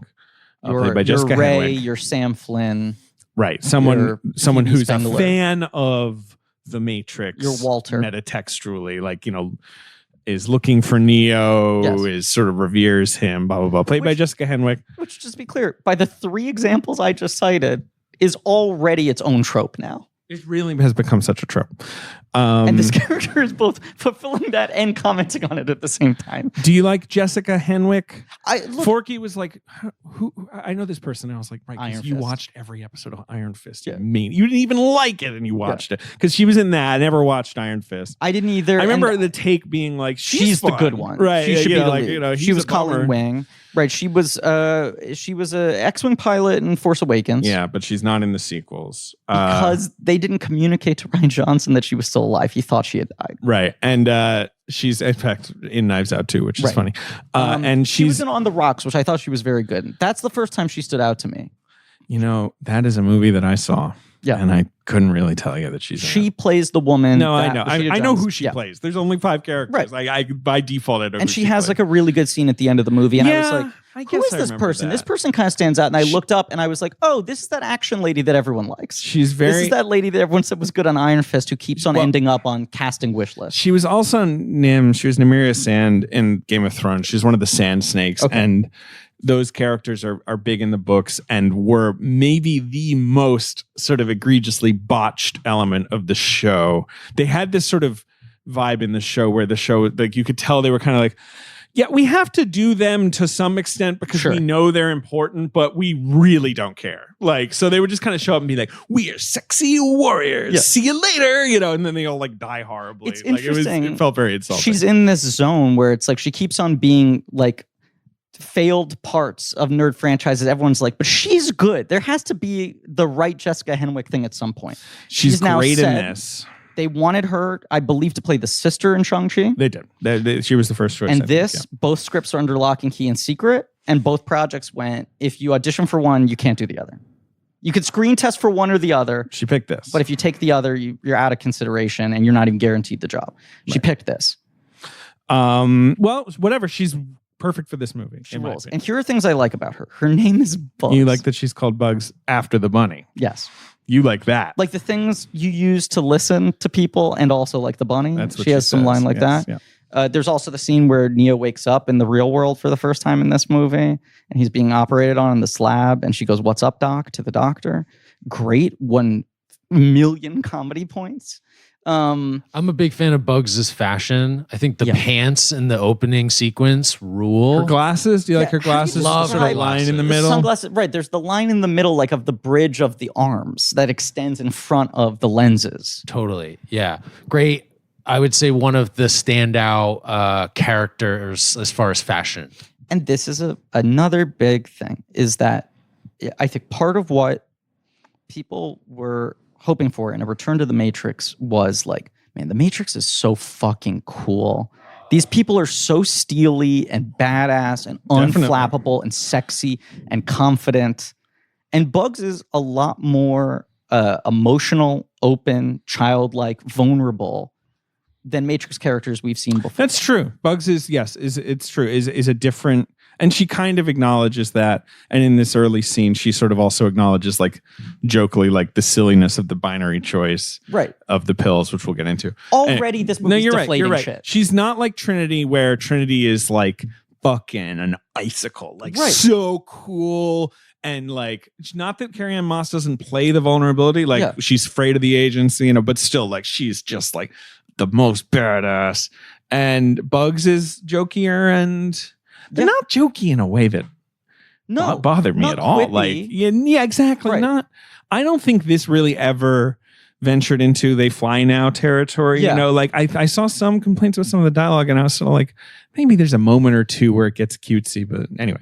Look, I will talk around spoilers here for this other movie that we're not talking about today, but you and I were text exchanging after No Way Home and complaining about the fact that they comedically deflate some of the legacy characters they bring back in a way that is very of a piece with the MCU and their sense of humor, which is, we're going to make the joke about the thing before you can. Sure, right. We're going to deflate it. This thing that Marvel's weaponized, developed through Downey Jr.'s improvs and Favreau and Whedon, and now like perfected to a point, is like, we're doing the Mad Magazine parody of ourselves while also doing the real movie. So you can't say that we're not in on the joke. And it feels very defensive. And it is a thing that even if I laugh at the joke when it happens, 5 seconds later, very often I go, bad taste in my mouth. You sold out the integrity a little bit. Sure. Whereas I feel like the comedic deflations that this movie does, through to like Morpheus going like blah, blah, blah, and things like that. That's true. That's it. Yeah. I don't think, to me, do not read as like insulting or derogatory towards the original movies and the fans' experiences of them. I think it's more talking about the process of things getting repeated over and over and over again. It's sort of like, it deepens it for me. How do you possibly repeat something that is so painted into people's brains without it feeling silly? Anyway, Bugs is, that's why I love just her watching this and going, this is wrong. I've seen this scene a bunch of times. Essentially what looks like a kind of like fan-made version of The Matrix. And your brain's breaking already like, at this point. This is basically it, but the actors are different, and like there's something a little off about the lighting. Why is it a different actor? Are they trying to make me think this is the same person? And she's saying, why would they use old code? Like it's and you're like, why is she's seen this multiple times? Like the logic of it is so confusing. And then what's this character's name who's like the new what's his name? Zeke. His name is Sequoia. They call him Seek. They call him Seek, which sort of sounds like Zeke, but it's Seek, S-E-Q. Sure. He's played by Toby Onwumere, who was the replacement for Amin Van Damme. Yeah. Right. And he's Caiaphas, right, in Sense8. But he is like, so much fun. Right. He's physically showing the operator, up in space. But because of the way the Matrix has evolved, right, then he's not just on the phone. He can like digitally sort of video conference in. That improvement rules. I do think it's good. I think it's so cool. I the love, hacker is finally, he's in the space I with know. people. I love the original movies, but it is amazing when you watch them, like how much of the footage in those sequences are cutting to either Marcus Chung or Harold Perrineau in a chair looking at screens going like, holy shit, what? Are you okay? You know, like he's doing it. It's kind of helpful to just sort of have them there. It helps. You know? So he's there. It's cool and it's fun, but this is like, you're in Back to the Future Part 2 territory where you're like, we're watching characters watch the first movie and comment on it and try to change it or exist around it. So we are in a modal, is what we learn. They mention this, and this is when is this the first time you pop a boner when they say the word modal? Not to be gross about my dick, but no, but it is. This is like some fucking Seraph as a login screen shit. Absolutely. I was very excited doing that they computer were expanding, logic, right? The sort of computer logic of the movie. Yes. So we're in a modal, which, as far as I know, in programming, is really just a term for like a window in a window. Like it's just like a sort of program in a program. But they specifically have it mean here like, this is like a training sim demo for programs. Right. It's like a demo, right? It's like something where it has very limited parameters. It seems to be sort of like a city block. Yeah. It's basically the first scene of The Matrix, although it's a little off. And you have a Trinity, and you have some agents, and you have some cops. Now, all the agents we've seen have always been incredibly patrician-looking, clean-cut white dudes. Is Yahya Abdul-Mateen II, who we know in this movie is not going to be just playing an agent. Right. And you're just like, agents don't look like that. Sure. They're always white. They But- always have the hair split to the side. What? If I didn't know that he was like, say I'm walking in blind, Sure. I might see that and be like, sure, there could be a black agent. Who cares? Right. Like, of course you could like Of course, 20 but years his on. performance is already different. His energy is different as he walks he's in. doing Agent Smith. Even when he's he's saying the playing the role. lines. Yes. But there is something sort of arch about it. And you're like, And different than the arch that is But you part mean, of like, the de rigueur style. For I the am agent locked in. performance. I am Me watching too. this and I'm like, Oh, yeah. absolutely. I know what's going on. And, I watched this with my wife last night on HBO. And she was like, what the fuck is going on? I also feel like so much of the marketing, Which was fine.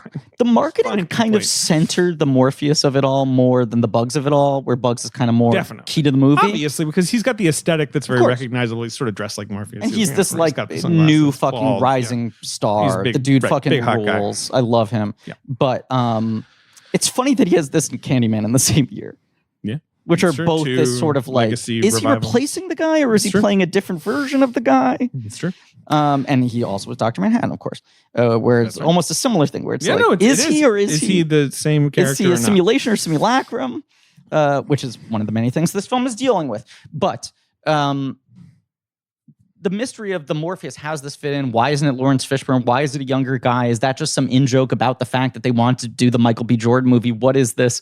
The film like reveals its hand like 6 minutes in. She gets in the room with him. That is now, they're in the set as if you're on a Warner Brothers studio First, backlot tour. he pops her into the key room. Call back to my boy, the key master. I turned to Ben. I know Keymaker, Michael. That's a lot I of guess. Keymaker. Sorry. Spread master. I do want to mixed up. shout out at one point on the Blank Dough text thread with the Doughboys. Yeah. I think Mitch was talking about the Reloaded or something. Or someone brought up the Keymaker. Mitch did this thing where he was like, I'm watching Matrix Reloaded right now. I actually like this. I think it's pretty good. Right. And you were like, Mitch, do you know what you're saying to me? Right. I was like, don't get me started. I mean, Yeah. I wasn't about, I was just It's like, like, do you guys like this? and then there was just sort of some question about the Mitch Keymaker. doesn't And I was listen like, to our Keymaker's podcast ever. Yeah. Keymaker's basically a rootkit. I just sort of texted that. Right. And then like 20 minutes later, Wire was like, it's crazy how he just said this as if anyone would know what That's he's an talking explanation, you Anyway, lunatic. love to see he goes into Yeah. the whatever locksmith, Right. it empty, and he takes her into first a white corridor with doors, which Uh-huh. we know in the Matrix is basically like programming represented, like it's sort of like Liminal state, it's blank screen. it's C Right. colon dash, like it's just sort of like it's just sort of like David, know it's good to hear you saying this shit again. it's just it's the desktop. It's Yeah. it's from Yeah. where you can go anywhere else. Yeah. And they go into this set that is Thomas Anderson's room, Right. his shitty Right. studio apartment. Like it's part that of the he was line in the queue for a Matrix ride He's, or exactly. part of the backlot tour. He's got his Right. tag, his Right. work tag from And she Metacortex. calls it out. She's like, this is the room. Right. This is where Neo is like born, basically. Right. And she's like, what's your fucking deal? Something weird's going on here. and she explains that when she was a blue pill, her moment of awakening was she was being a window washer. I guess that was her job. And she saw Neo jumping off a building. Now, he was not in the form of Neo, but she made connection with him and she In the saw moment the real that him. he's jumping, she sees his true form. She sees Neo. Now, do you know this story about Lana? I don't. What story? I believe it was when it was at the GLAAD Awards or something like that, when she won some Trailblazer like career award. It was one of the first times she sort of publicly spoke post-transition because she had always been very secret about her private life. And there have been rumors about her for a long time. And she did this very emotional speech about why she felt like I need to come forward for my community to create an example for other kids who were like me, right? And dealing with this sort of gender dysphoria and all of that. And she said that when she was a very young child, she was suicidal. She had an experience where she was suicidal when she was about the age of 12, and she had a plan to, I believe, jump off a building. And when she was walking to do that, she saw an old man and he locked eyes with her, and they stood there in silence looking at each other for like 15 seconds. And something in that exchange stopped her from doing it. And she was like, I don't know if very this guy could profound moment read there. what was going on with of me course, no, but it's you're or in not, your head and as he would well, never and think you're- about it, but that yeah. man saved my life. Right. And it's literally the thing she's replicating here. Which is fascinating because, of course, the idea is. I talked to some Just the people, idea of being seen in that No, moment 100%. keeps you alive. and but also it's what jolts her out of her reverie. And by the way, Lana's talked about, I think one of the things that sort of triggered that suicide was that when she was at school and they would like divide people into lines of boys and girls, that she would feel instinctually drawn to go to the girls line and then people would call her out on it. And then this is all part of the thing. Yeah. She sees him jump, but of course he doesn't jump. Like, this is the thing that she also perceives. Blue pill he tries to jump, but the program just freezes, and he is just snapped back to wherever they want him. And anyway, I feel like people, because jumping off a building is very crucial in the Matrix. It is how you prove you have kind of woken up to the Matrix. Like that's the jump program. He jumps off. He jumps, he falls. It's sort of like he's not quite there yet. Blah blah blah. Anyway, and this movie is all about the fucking jump. A lot of jumping. It builds to we're gonna actually take the leap. So that's Bugs, and Morpheus's thing, I guess, is he lives in. Bugs is talking about her awakening from the Matrix. Correct. He doesn't even live in the Matrix. He lives in this little box, but he talks about I also realized I live in a computer program. Right. I have my mirror moment. Right. But I'm a program.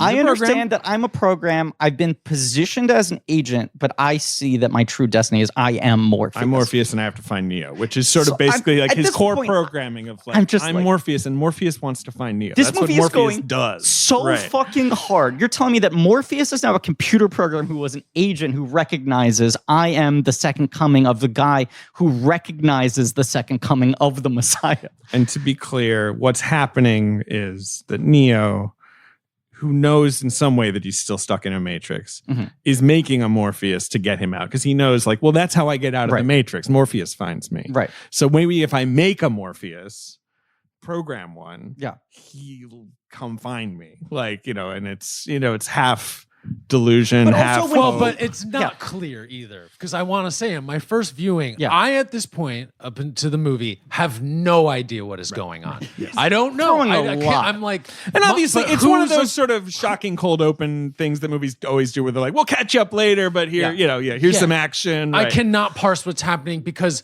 she is visiting the Matrix, but then a program in the Matrix, and that is. But it's not. She's not even. She's in a program inside the Matrix. Yeah. Right. So and once it's again, so confusing. The second primary character we meet has 3 identities upended within the span of 1 minute of dialogue, where he goes, "I'm a program and an agent and Morpheus." Right. And she gives him the red and blue pill. That's insane. She does the sort of what do you want? And Can I sidebar for 1 second to bring up Ben's confusion? There's the thing I find very interesting about the first Matrix, and it's just sort of impeccable, undeniable power, right? That 30 minutes into this movie, where the first Matrix, you forget how long it takes before they drop. Yeah, it's a pretty slow build too. Right. You are a battery. Right. Yeah.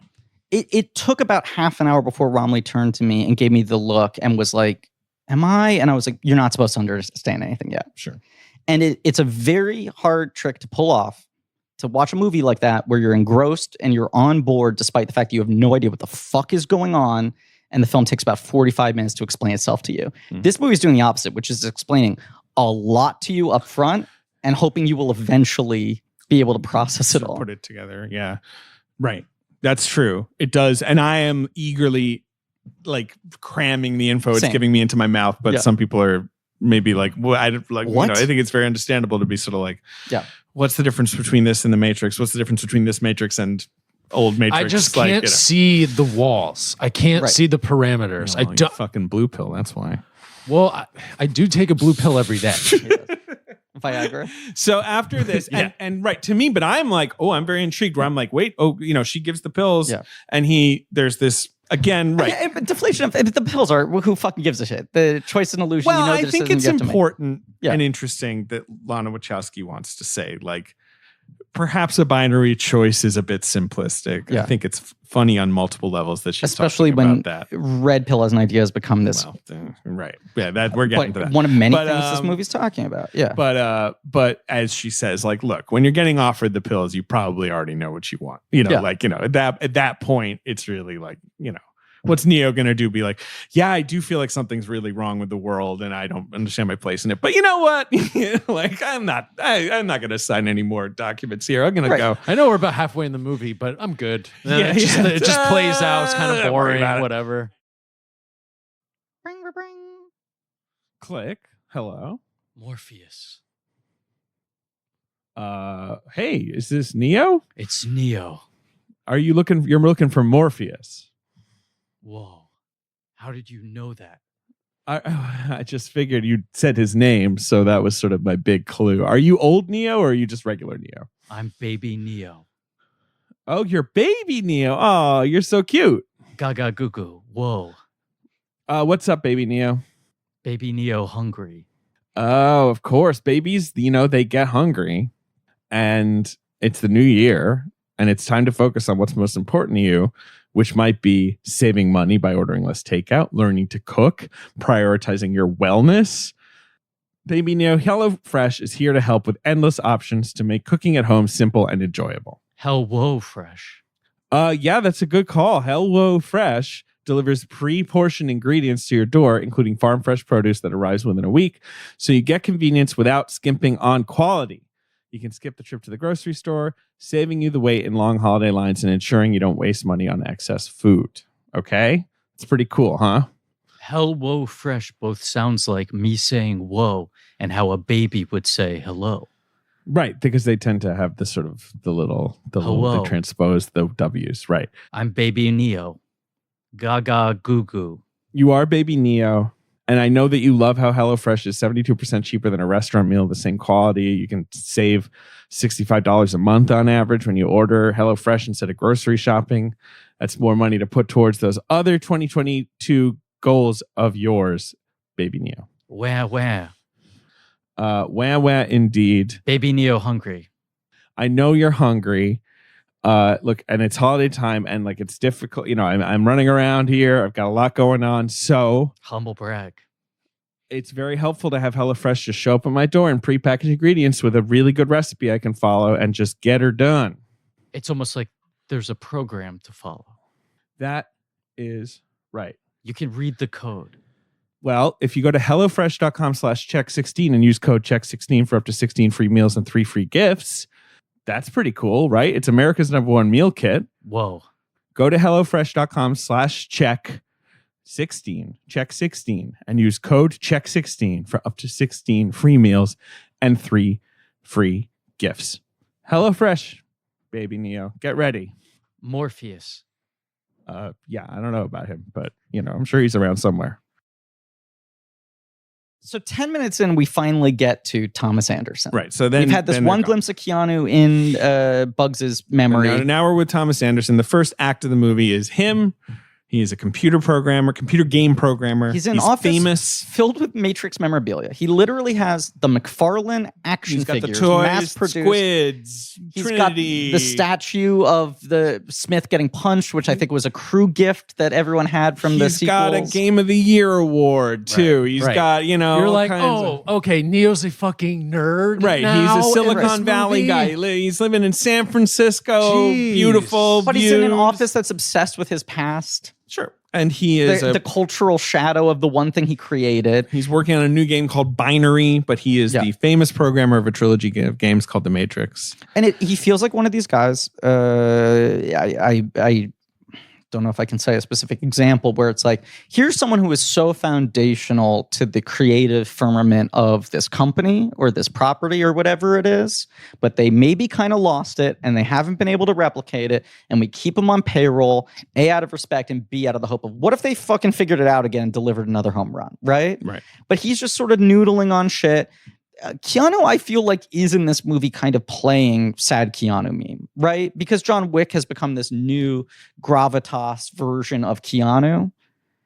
There's that period that everyone forgets about between like Matrix sequels and John Wick, when he starts to dip out, where like his prominent cultural role was a photo of him sitting on a bench eating a sandwich and being like, what the fuck is up with this guy? He looks sad Keanu. Right. He says he was just hungry. He looks like a bum. Yeah, he looks kind of like a bum, yeah. But also Keanu had horribly tragic things happen to him in his life at that period of time. What? Not then. What happened then? I mean, his girlfriend died a long time. That was way before. It was after the Matrix sequels. Well, yeah, but no, that photo is not that old. The sad Keanu. I'm saying photo. in the 15-year span. Okay, sure. But he's hungry. There's I a don't want stillbirth, to. his I don't want to girlfriend- project too much on that photo because he has been very anti-projecting. I'm not projecting on on that the photo. Right. I'm He's just like, I was saying- hungry. I'm just saying, Yeah. there is a tragicness to Keanu that I think this film is foregrounding. Sure. Right? he's playing very broken. I really like his performance. His in this. performance in this film is excellent. I think it's excellent. I say this especially in the first chunk where he Yeah. has the most acting to do, and Yes. then he's more, I say this as someone who really feels like he has lost a substantial amount of identity in the last 2 years in isolation, on top of mental stability and all of that. This performance really, really fucking resonated with me. His sort of unmoored quality, and I do think. You talk about the awakening aspect of the Matrix, right? Like this world feels wrong. see the strings, whatever. Yeah. Right. But so much of that, and it's tied to the Wachowskis and their own journey of discovery and whatever, is like, I feel wrong. I recognize that things around me feel weird, but it's Right. like, there's a form I should be taking that I'm not yet. And he's just playing it not too like dramatically. Like there's a little bit of humor to what he's doing. Numb. He's Right. got that thing where he's sort of like overly medicated and he's sort of in a bubble and he A little moves foggy. yeah, right. And like everyone around him in the movie treats is him like a child because they're worried a he's little gonna bit treating like eggshelly, try to right, kill like- himself again. but also Yeah. is kind of like is dialed to 100. It's very Yes. crucial in this movie that the first act of the movie is, and you really notice in a rewatch, very loud. Everything is loud. The dialogue, people are chattering all the time. The and, like, energy of performance. the energy of performance is very up, Other but than also Carrie like Ann there's a Moss. lot of Yeah. music. There's a Yeah. lot of flashing lights. a Like lot this- of colors. Wachowski really wants that moment where Niobe is like, "Do you remember this?" Yeah. And it's quiet to really hit, and it really works in a theater, in my opinion. I Less so on it. I don't know. Agree. Just it's Hardcore. really silence in a theater is Yeah. so powerful because everyone's kind of like, "Wait, is she going to say something?" Like everyone's kind of like hanging to see what she's going to do. Anyway, But when people are disappointed that the movie doesn't look like The Matrix, doesn't have the green tint, the precision, all that sort of stuff, which is fair. It's a fucking rad aesthetic. I understand wanting to see that again. It's also part of the text of this film that it's like, The Matrix has changed. Our notion of what computers could do and artificial intelligence and virtual reality and all that stuff used to be more clinical, right? It used to be the internet cold used to and be a precise. freaking database. Right. Like in 1999, when The Matrix is made, the internet is like a resource more than anything. Like to the extent that it has discourse, it's so tiny. And also, It's like little tiny communities of people who know how to be online. all these concepts are banal now, and so much of technology is trying to figure out ways to virtually replicate banalities in so many ways, right? You look at the fucking Zuckerberg metaverse video, and it's like what he's pitching of like, in metaverse, you get to hang out in a rainbow place and you can talk to each other. It's a way to virtually have a conversation through virtual avatars. It's no longer this sort of like badass fucking thing. The world of the first 45 minutes of this movie is very metaverse, right? It's like it's very. I really just think she's really trying to just talk about how it feels to be online right now, which Yes. is what obviously the big analyst monologue is about as well. and then brands having casual Twitter accounts where they're like, Right, they're like go TFW, off, right. you put your whole pussy into this. right, when that's you like made the fucking Jude double character cheeseburger. feels like that, right? All these people. Jude, Yeah. who is played by because I didn't know that actor, Andrew Lewis Caldwell. Okay. Do you know him? No, He was, he's doing what the movie wants, obviously, which is this sort. I guess he's on iZombie apparently. okay, But he's like big. he's really big, and he's also like kind of like a parody of not just a Matrix fan, but just like a genre fan, right? Where he's just but also kind of like, oh, I know, too much, And too much also, for me. right, this kind of like action this weird self-awareness movie comic relief character that exists today, who mostly exists to deflate shit and be like, "What the fuck?"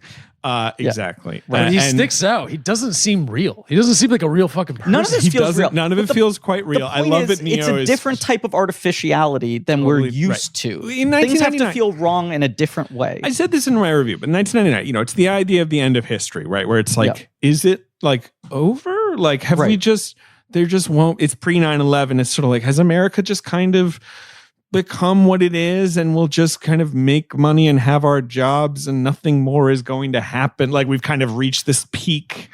And then, of course, 9/11 happens and everything is completely different after. But like, there's this moment in the late 90s where that's the existential horror, right? Fight Club is about that. American Beauty is about that. Like, a lot of those movies from right around the Matrix is very much about that. And this is about a certain numbness. I do think the fact that this movie, its premise was born out of grief, is very important because I do think this movie is about depression in a lot of ways. Whereas the first movie is sort of about identity, right? And figuring out who you're supposed to be. It's about that, but it is about existential, of course, despair or whatever, But like, there's I a don't feel, numbness. like this world is real. Like, There's a numbness to Neo and Tom Anderson in this movie, both in the simulation. As much as things feel wrong, it's like, I don't know, maybe I'm just dead inside now. Well, right. And Neo even is when just he wakes kind of up, like, it was like, what was the fucking point of any of this? In the first movie, Neo's like, there has to be more. Like, He's that's why I'm hungry. searching, because like Right. this can't be it. Yeah. Right. And in this movie, he's like, well, I guess it wasn't that because they tell me that's made Right. up. So I guess I'll just fucking, and I love that might he's just successful. suck. Like in the Yeah. first movie, he's a little, cog in a machine, right? He's Yeah. just like he's Dilbert. He goes to his cubicle and his boss He yells takes at the him. pills, right? But no, I'm saying in Takes this a movie, shit. Oh, in you're this talking movie, in this movie. Yes. he's not a cog. He's Yes. the fucking king of the world, Right, he and can do whatever he everyone's wants. waiting on him. And he's just kind of like, I don't enjoy this He's at in all. a Lana Like, Wachowski position where people are going, "What's the new Matrix?" And it's just like, I don't know what the fuck to do with myself. He kind of gets what Joey Pants's character wants. yeah, that's that. Yes. A lot of people had theories on that of like, is he now like Mr. Regan? Like, is he literally what Joe Cypher was asking for? Like, he got interesting. inserted in. Yeah. Oh, as a because he wants to be celebrity? rich and famous. I want to be someone important, like an actor, But That's not Cypher's remember line. anything. And I don't want to. I don't want to eat. rich. And obviously, he eats a steak. Yeah, I was gonna say you have a fucking like, steak shot. They it's all. I feel like it's all basically just sort of referential. It's not Yeah. like supposed, but That White Rabbit sequence rules. I think the Yeah. remix of the song, it's so fucking the effective. thing and with the cool. song is so clever, where it's like it's using the original song, Right. but then it has those things where instead of hitting the chorus, it just kind of stops for a minute and goes, just sort of repeats the dun, dun, and the sound stop, the vocal stop for a second, and you're just like, he's fucking stuck on a treadmill, like he is. Depression. This is never ending. Yeah, it's a specific kind of depression where the world is loud rather than quiet, right? Or like the Well- world is bright and assaultive rather than dead. Look, and, that is how I felt in isolation. Being alone, quiet in an apartment, and feeling like the entire world was screaming at me. Not me in particular, but the entire world was screaming, which it was in so many ways. The internet is very loud. The internet is loud. Yes. The state of the world is loud. And even just, there was a thing that was a recurring problem I had in the worst of lockdown when I was not seeing anybody leaving my house. I was not really socializing outside of doing fucking live streams and podcast episodes. Otherwise, I would never even speak out loud most days, right? Mm-hmm. I was sort of stuck in this rut of like this montage of what you're seeing him do, the routines where it's like, how do I change up my day? I make fucking coffee, I take a shit, and then the repetition of the pills over and over again. Mhm. I had a problem at the peak of 12 months into lockdown or whatever, where my medication I take nightly for depression, anxiety, I could never remember whether or not I had taken the pills already. Yeah, the old, did I wash my hair today or not? The old sort of, that weird But it would feeling be of like I have it on my nightstand next to my bed. I get into bed. and you'd be like, did I do it yet? Or Did I just do did it? I just do this? This is familiar. I right. could not remember if I had done it 30 seconds ago or if I was replaying a memory from the night before. Because you're just doing the same shit every day. So Yeah, this I get movie's it. starting to hit me really hard at this point. Like I'm just like, Mhm. fuck. This is speaking to the way I've been feeling for the last 2 years. This atrophy of this character who's in a position where it's like, look, I'm in a tremendous amount of privilege. I can't say my life sucks. That's what I think is so clever about Nothing's making wrong. him Nothing's a bad. superstar. Right. Is like everyone's fawning all over him and he's just sort of like, I feel dead inside. And everyone's like, look, if you have a next thing, come up with it. If not, do whatever you want. And he keeps on noodling. You talk about how he creates the modal because he's hoping that Morpheus will come and speak to him. I also read it. I don't think these are mutually exclusive things, as much like Lana being just driven in her grief to go back to those characters. Mhm. He was like, I want Morpheus kicking around somewhere. Yeah, right. Like Right. that. Those were the good old days. Like me and Morpheus. Like that's when we were figuring stuff out. That's when there was growth, when there was progress, But when there even was if some he believes self-discovery. that he just created Morpheus as a fictional character, it's like, look, I probably shouldn't make a fourth game. That's like fucking with my legacy. But it'd be nice to just have a program running on my computer where I can look and the set's there and you have that opening sequence and Morpheus is there. Doing this thing. It's the memory palace of like fuck, right. This is why nostalgia exists. We talk a lot about it being a poison, especially as we're recycling the same pop culture over and over again. But there clearly is some value to it if we use it deliberately in these things that stick to us so much that we cannot give up. There has to be power in returning to these characters. We can't just redo the same sequence over and over again. But if something has been able to last for 25 years and it's a thing you can return to that gives you joy or comfort or clarity on your own sense of existence, then is it cheap to go back to that? And I say no if you're doing something new. At the same time, right in all this that we're talking about, there is a scene where he is summoned to talk to his boss, Yes. the money man, who's played by Jonathan Groff, who is Smith. Yes. And who it's right at the start of the movie has this line of like, well, Warner Brothers, our parent company, is demanding we make a fourth Matrix, and they'll do it without us. I know you said you were done after the trilogy. Right. But But they like have- the sort of specificness of like, they can do it without us. And Neo's like, I thought that wasn't possible. And he's like, well, I was, Which- you know. I have read many takes from people who tap out at that exact Yes. moment because they're Right. like, the movie is telling me that it shouldn't exist and that they're being forced to make this movie at gunpoint. Truly, and now I am like, Yeah. where am I again? Where am I? Who is Neo? I knew him to have died. Yeah. Now he's back, but what is this reality? Again, I cannot figure out where the fuck I am. Right. The movie's like very much like throwing a cold bath on you with this Yeah. stuff. And like, whereas I was just like, that's so funny, one, that it's in the movie. It's funny. That Warner Brothers is Yeah. like, yeah, sure, whatever. Fucking throw us under the bus. Who cares? But two, that like, that's like, you know, Smith. So Smith is part of Neo, I guess. You know, we have to talk. We'll talk about it. It's so complicated. And Smith is the person that people ask me the most questions about, having Yeah. seen the movie, where they're like, I don't understand his role. And, you know, but like, he's Neo's bad side. He's Neo's most fatalistic, most cold-eyed, most cynical side in this movie, right? So like when he's saying that stuff, he's not saying that is the thesis of the movie. No. But he's certainly expressing the like, look, there's a bit of a rock and a hard place situation here. Do you want to make another Matrix, or do you want, you know, faceless executives to make it? Well, I think there's another thing going on, David. Go ahead. Which is Agent Smith has now been reborn in the Yes. body of the studio executive. Right?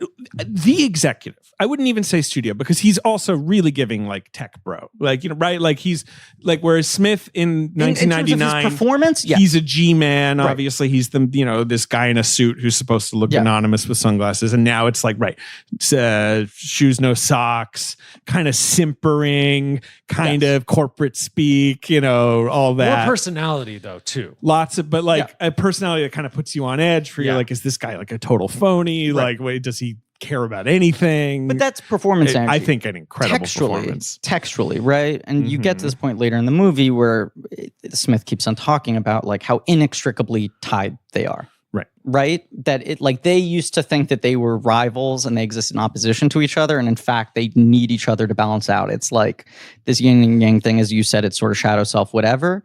I think this character, the use of it, all of that is stated literally and directly. It's is- not a subtle movie. Compare it to someone like Royalton in Speed Racer. Yep. Who is the evil money man saying, you have to race this way. You got to do it this way, and if you don't, I'll crush you. Right. I will mount the forces of capitalism. And that to is the crush you. movie they make right after getting to make two And hugely expensive sequels where they get away with everything Listen they to our want. Speed Racer episode, because of course that Right. movie ends with them being like, art can triumph over commerce. Of course. And of course the movie was a flop. Yeah. And she's, you know, always talked about in interviews, like one of the reasons she stepped away and it seemed like they maybe neither of them would ever make a movie again was like, I got so tired with the business aspect of the thing, with the executives, with answering to all these questions and all this sort of shit. She is a filmmaker who, aside from her first movie, has gotten to traffic in incredible budgets. Absolutely. Right? Makes- It only always works on big a huge scales. scale Yeah. and goes, I'm telling stories that are this expansive, that I'm asking to be put in thousands of screens and all of that. And I do think this movie is reckoning with, I think of myself as this precious, sensitive artist, but I've also chosen a medium that requires a tremendous amount of capital and support and a lot of people. Yeah. And I am forever beholden to these people. There's always going to be I used to think of conversations Smith with- as a binary villain, Right. And now I realize he's part of the balance of me getting to do the thing I Absolutely. want to do. Great take. Right? Very true. I can think of this guy as the impediment to my creative, unfiltered brilliance, but it's like, doesn't matter. It doesn't happen. Never going away. Never going away. You're not right. You're never going to be able to. Yeah. No, I it's all have to. true. I have to learn how to create some sort of Right. balance in a work relationship with this person. Otherwise, it's not going to happen. And the changing of Smith to a creative executive, but also Smith to less of a literal villain and more of an uneasy ally, is so telling. I agree with that. Now, textually, Yes. I do think it is the most complicated, because Smith has always been the most complicated element of the Matrix if you dig into it. And I guess I can get more into this in the commentaries, but like, This thing I found rewatching the first movie, seeing in the theater for the first time, being able to give it more focus recently. I saw it in theaters in 1999 after buying a ticket to She's All That. I bought a ticket to 10 Things I Hate About You, and then I saw 10 Things I Hate About You, and I said, why would I see that gun movie? Right. But look, I knew it before, but it hit me so much harder, is this idea that it's like Smith as a program is this aberration. For some reason, he's developing his own inner I wanna talk conscious about it. thoughts and his distaste of humanity. He has a personality that should not have developed. He's not supposed to be so angry. He's and like an now error. is. Yeah. Right? All of that's complicated. We should acknowledge What? the original plan was for this to be Hugo Weaving. Well, the way this movie works, you can absolutely see the original actors playing both roles. Yeah. But it doesn't really matter that much to have new actors play the roles. And it's in some ways kind of exciting. Yeah. I part of me wonders if I would have preferred the version with Hugo Weaving. I think what Jonathan Groff is doing is great, but I think the rush of, much like seeing Thomas Anderson being like, what's going on here? Why is Neo acting like this? To see Hugo Weaving look different, have such a different vibe, and be like, well, Warner Brothers, like playing Hollywood asshole, would have given it such an uneasy power. I love Hugo Weaving. Yeah. And I would love to see Hugo Weaving But in this movie. It's now come out in interviews with like James McTeague and some of the other people who worked on the movie. Mitchell did an interview recently that was the plan as written, because I wasn't sure after seeing it, I knew Hugo Weaving was in talks, and then there was a scheduling problem, and then he's not in it now. I was like, was he going to play him at some state or some form? No, he was just going to play this the role. original Right? idea was he was going to be Smith the whole time. Yeah, he was just going to be Smith. Yeah. I'm sure it'd be great. He was in a play. I think COVID really messed with it too. Yes. Anyway, he's not in it. I think Groff is fantastic. And I think as part of the 20 years on plus, let's consider the internet and the experience of being online now. I think Groff is Groff and Neil Patrick Harris are both great expressions of those feelings. I think they're great. We're seeing the shots of the original movie intercut, and I feel like especially that's like they're introducing. They're hammering it over your head that this is Smith, right? And it's a different actor. It's you're not seeing hidden first. them. His opening line is him saying Hugo Weaving's line intercut. They do not hide for 1 second that he is Smith. He is Smith to the extent that people are like, wait, is he Smith? This movie is there a sort of a double reverse here? Like much like the Morpheus reveal. Why are they telling me so much more than I can even process right out of the gate? What's going on here? But just to talk about Smith for a second. Yeah. As you say in the first movie, he is the villain, but there is this sort of undercurrent of why is he more emotional about this, and why none of the other program characters are emotional at all? Why does he has the monologue where he takes off his earpiece and he takes off the you're glass? a disease, you're a cancer, and then he's destroyed. And then the idea in the second and third movies, he's no longer an agent. He cannot move through programs. He can't, copy himself into people, right? But he now has this new thing where he spreads like a virus. He's liberated. He's his own thing. And I have always struggled so much with the idea, because the whole reason that Neo gets to pull off his grand truce at the end of Revolutions is that Smith has taken over the Matrix. And so Neo can go in there and deal with Smith. In return, you're gonna be peaceful. We're gonna stop the war. Sure. That's the deal he makes with the machines. And the idea is Neo is the sixth one. It's a thing that happens over and over again. It's built in. There'll be a one. He'll hit the end of the program. He'll see the architect. The architect will be like, you got to go back to the beginning. You're going to rebuild Zion, and then he's always like, okay, I don't want humanity to die, so I'll do that, right? And instead, of course, Neo picks Trinity, and that's why the movie continues rather than ends, right? Yes. Everyone's on board with this, right? Yes, this is, So I guess that's like, I was always like, why is there a Smith? Is that part of it? Like, is there always going to be like a sort of villain agent? In this movie or in the sequels or both? In the Matrix. Yeah. Like, why does Smith become so powerful? Well, but here, no, you said what you want to say and then I have my answer. Like, part of it is just like, well, these movies, especially the sequels, are as much about like they are giving you hints that programs are evolving in weird ways too. It's not just that the one is behaving differently. Yeah, programs are doing weird things. These two programs made a child for no reason. Sure, there's all kinds. Smith. Yeah, he's angry and he's weird. Like we don't know why he behaves this way. He's a glitch too. There's all this glitchy going on. So like. That's why he's so tied to Neo, right? Like as Neo behaves unusually, Smith behaves unusually. That's all fine. He's the one of programs in a weird way. Yes. He's the aberration. And I always freaked out because I was always like, if there are many ones, why are we never hearing about other Smiths? But I think the idea is partly just like, well, even if that was a thing, Neo, the one hitting the end of the program, meeting the architect, rebooting it, would just solve that problem, so it wouldn't be a thing. And instead, Neo not solving that problem, he proliferates and it becomes a So here's my take, David. Yeah. Mm-hmm. And I didn't know you had all this frustration of trying. No, it's not frustration. It's just like David is now furiously rubbing his thighs the way that Neo does in this movie when he's talking to his therapist. Yes, right. Well, those I feel like in those sequences, like the therapist is trying to do the thing of like, you're real. You're like try to But David is truly doing those hand gestures unconsciously while talking about the Smith of it all.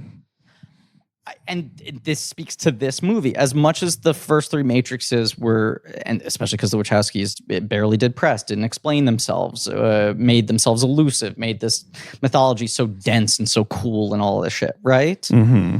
That like you're sitting there trying to connect the pieces of like why, and I always interpreted the Smith thing as like, well, we could just have a new agent, we could have a new villain, we could have some other program act this way. So we don't have to explain why this one is so special. Mm-hmm. But man, look at that performance that guy gave in the first movie. It'd be stupid not to do that again. Sure. And so much like the fucking Sentinels reviving Trinity and Neo, it's like, I guess we have to figure out why it's still the same guy from the first movie. Yeah. Because the public wants this guy. Yeah, it's right. I mean, the analysts' take is certainly right. Like you could have hired anyone else to play any other new weird agent who has his own power and not have to deal with the why he was, how it coincides with the first movie. Yeah. But it is that thing of at some point you are somewhat beholden to the demands of not just what the people controlling the purse strings want, but what the public wants. Textually, yes. The way Smith puts it is like, he's like a chain around Neo. Mm-hmm. And he doesn't know either. Like Smith does not know that he is Agent Smith until that moment where he sees the gun and he reawakens and he says, Mr. Like that. That's before then he is as locked into this as Neo is. And look, I love the movie. Yeah. And I like all its tonal goofiness. I think it was maybe a mistake to have an unbroken 4-minute sequence where Smith sings Fleetwood Mac's The Chain to Neo. He should have done that.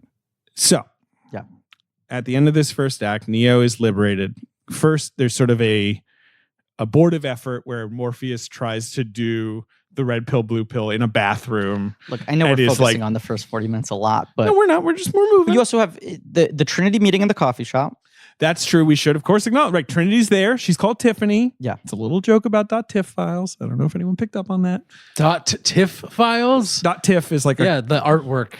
Yes. That's what, because that's what, when she says later in the movie, the analyst, Tiffany, he's like, it was a private joke. Like, it's a joke about, TIFF files. But also, she says her parents were Audrey Hepburn fans. TIFF, breakfast at Tiffany's. Also, just, it sounds like Trinity. There's Trinity, Tiffany. He knows he feels connected to her, but she's this married woman who he doesn't even know. But like, what's going on? She feels it immediately. She also is like playing, Carrie-Anne Moss is so good in this movie, and she's very good at playing the kind of like half aware, half like confused, sort of like, I do know you. This is a genuine criticism I have of the movie, and one of the few. Okay. I don't know how they solve this based on the way the story is structured. I do think it is possibly the movie's detriment that she isn't in the middle hour pretty much at all. Because she's so fucking good in this. She's great. And the two of them together on screen is so good. It just has that feeling of just like, fuck, here are two people who clearly have a lot of respect for each other, a lot of love, have been in the trenches together, have gone through so much, have aged into this kind of very easy, effortless gravitas on screen. Uh-huh. I don't know. Just from the first scene there, I just feel a charge of putting the two of them together, which is a thing this movie is talking about. Right? It is. If we put these two pods next to each other, electricity is It's just like created. they're like magnets. Like if you put them both together, they're snapped together. But so It's you have too to much. keep them the tension. keep that tension going. I mean, he refers to it as something else, right? He has a different metaphor, but it's the same idea. Right. He sings Fleetwood Mac's No, he doesn't. tusk. No, fuck. Now I have to He remember says what. they're like a tusk. Okay, while you're looking that up, one little thing I noticed on my rewatch last night was the little like moments of the reflections where you're seeing that both, that Tiffany and Neo have yes. different skins. Right. They have different different appearance. digital appearances in the physical These world, reflections on the table. which are fun, just little Right, like, and those reflections Easter in a eggs. cute little thing are played by Neo's reflection is played by Carrie-Anne Moss's real husband, and Trinity's reflection is played by James McTeague, who's the first assistant director's wife. And was the director of V for Vendetta. Right, is one of their a closest Wachowski collaborator. Right. So which is Yes, you never get a full body shot in that kind of way. You're not doing the like heaven can wait sort of Wonder Woman 1984 thing where you cut back and forth between the two actors. It's always these sort of glimpsed, obscured reflections. He knows he looks different, Right, you see them at little moments. And also, this movie is just fucking all in on mirrors for obvious reason. It doubles down on the Alice in Wonderland that things. obviously right. Mirrors so crucial, But also to the mirrors escape. become the transportation system in a way, fully replacing phones of the first movie. Right. They are no longer going to hard lines. They go through mirrors. Portals, they call them. Which that shit's all there in the original trilogy, but this well, it's obviously in the intensified. original trilogy, the mirror shot Yes. is, but Right. it's not it. After Alice that, it's stuff not is there. repeated. Here, it's just Straight after overwhelming. what I'm Yeah. talking about. But yeah, so Morpheus attempts, but he's still getting used to the role. Well, the other thing is just we've had this Christina Ricci with the best agent in Hollywood getting very high billing. I assume that stuff was cut out.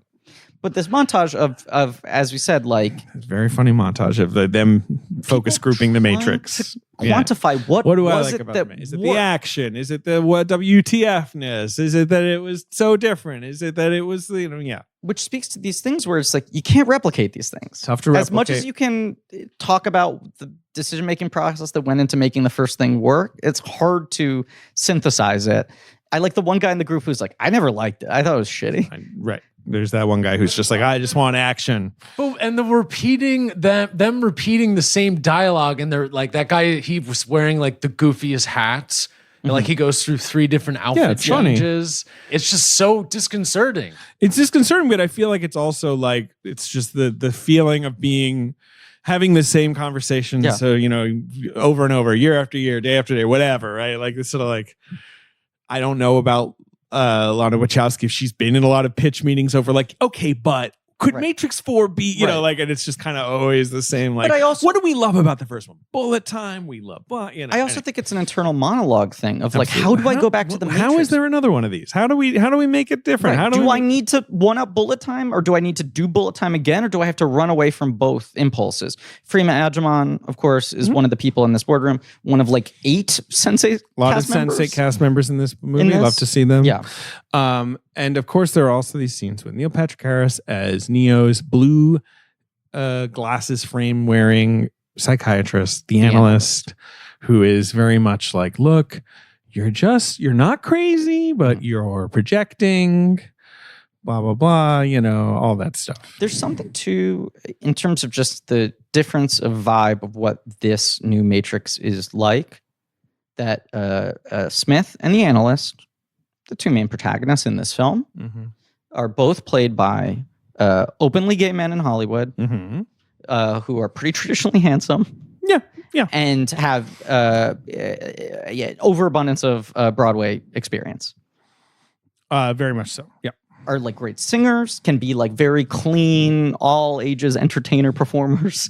It's an interesting energy that they're bringing versus like someone like Hugo Weaving.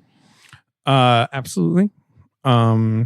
we can, of course, can do anything. There's a softness to both of them that they both are certainly very capable of adding menace to that. This is the whole thing with Neil Patrick Harris. As much as he, I think he's very good in this movie, like using what people don't like about him Correct. or what people find off, Yes. putting about him as like a weapon, like, which I also think he does very well in Gone Girl. That's Like, my- he's a good actor. Like, I think the movie is consciously using the fact that these are like two incredibly woke, likable, progressive guys. And being Absolutely, like, is yeah. there something too clean about these guys? Right, Like, is sure. it upsetting how cute and adorable and lovable they are? So Morpheus comes to him. there's in a battle. failed, wake up Neo moment where, right, Gets the Morpheus is just too loose.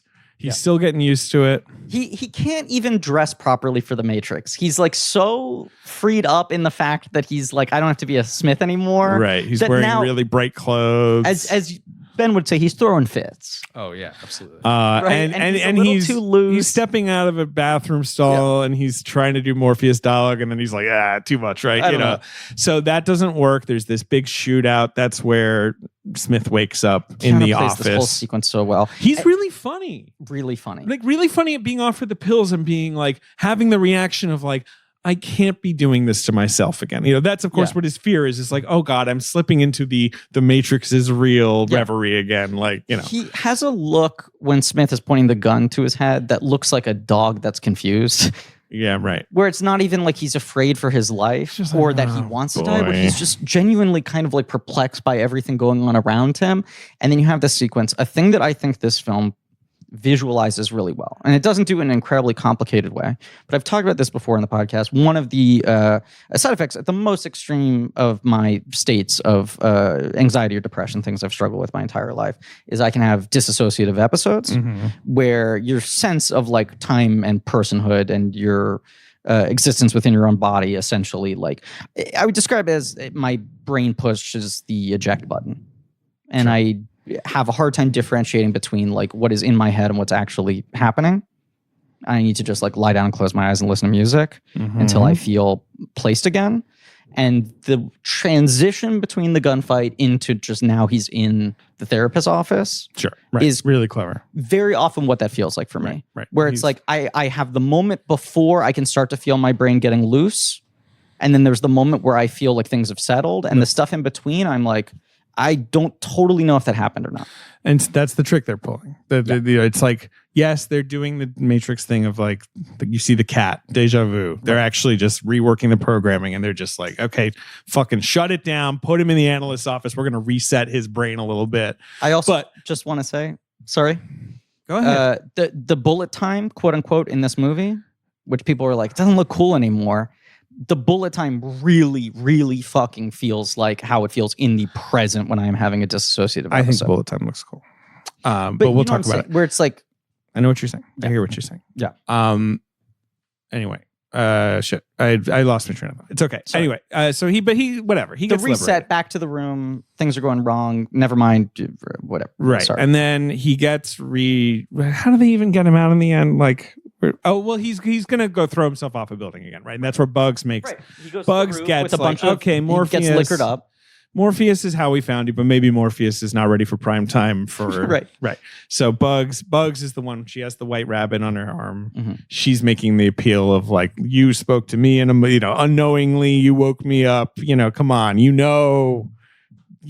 isn't gonna work. Like in your heart of hearts, like that just fucking getting drunk and jumping off a building. They're not gonna let you do that. They're just gonna put you right back on the treadmill. Also, Lana is wrestling with bad fandom and the amount of people who have misinterpreted her film, right? Especially as time goes on. And even just a month after Matrix came out, everyone was blaming Columbine on the Matrix, down to today, the Red Pill movement, all these fucking things that were out of her control. I saw someone tweet, and I'm sorry I'm not giving them credit here because I forget who it was, but like Lana Wachowski made The Matrix. Everyone's been misinterpreting it for 25 years, and she has decided to not be subtle at all since then. Right. When people talk about her movies being too loud or blunt or obvious or earnest or goofy or whatever, it's just like, I think there's this fear of, I don't want to be misinterpreted ever again because people keep on turning the Matrix into I want to yell at the camera what I'm thinking. Absolutely. Right. Sure. And I think Bugs is this antidote to that, where she's like, I know you're worried about what this thing you made is and what it caused and whether it's worth going back to that or not. I'm someone whose life you genuinely saved and it spoke to me and I understood it. Right. And doesn't that counterweigh the thing a little bit? Isn't it worth saying what you want to say if even one person can actually be positively affected by it? Because you can't control the other people out there who are going to fucking do whatever they do. Right. And it's this other thing I love about the movie, which is when Neo wakes up and he's just like, what the fuck? I solved the whole Matrix thing. What the fuck is this? Oh, sure. Well, he feels like none of this was worth it. And she's like, everything changed and also it didn't. It's both at the same time. I guess so. Everything did change, though. He's wrong. He is wrong. He feels emotionally that nothing has changed because the world looks the same to him. Right. But he's wrong. Everything did But change. this is the point. Everything changes and nothing changes at the same time. Okay, so now can you talk? I think in the world, in our real world, I think that is often the case. I understand what you're saying. I understand. Okay, I'm okay. too deep in the Matrix to agree with you. But Yeah. so now, can you talk about, is it symbionts? What do they refer to the robot race as? That's what they call it. Yeah, but they're machines. They're machines. But they don't want to be called that anymore because I guess that's Baby. Right, and this whole idea of the Lumen two sides. right. Where it's like, okay, in the old My days there was the gosh. machine city and there was the free humans, Binary. right. And now there are still kind of two sides. It seems, but it's more just sort of a pro Matrix and anti Matrix, and like so now machines. Right.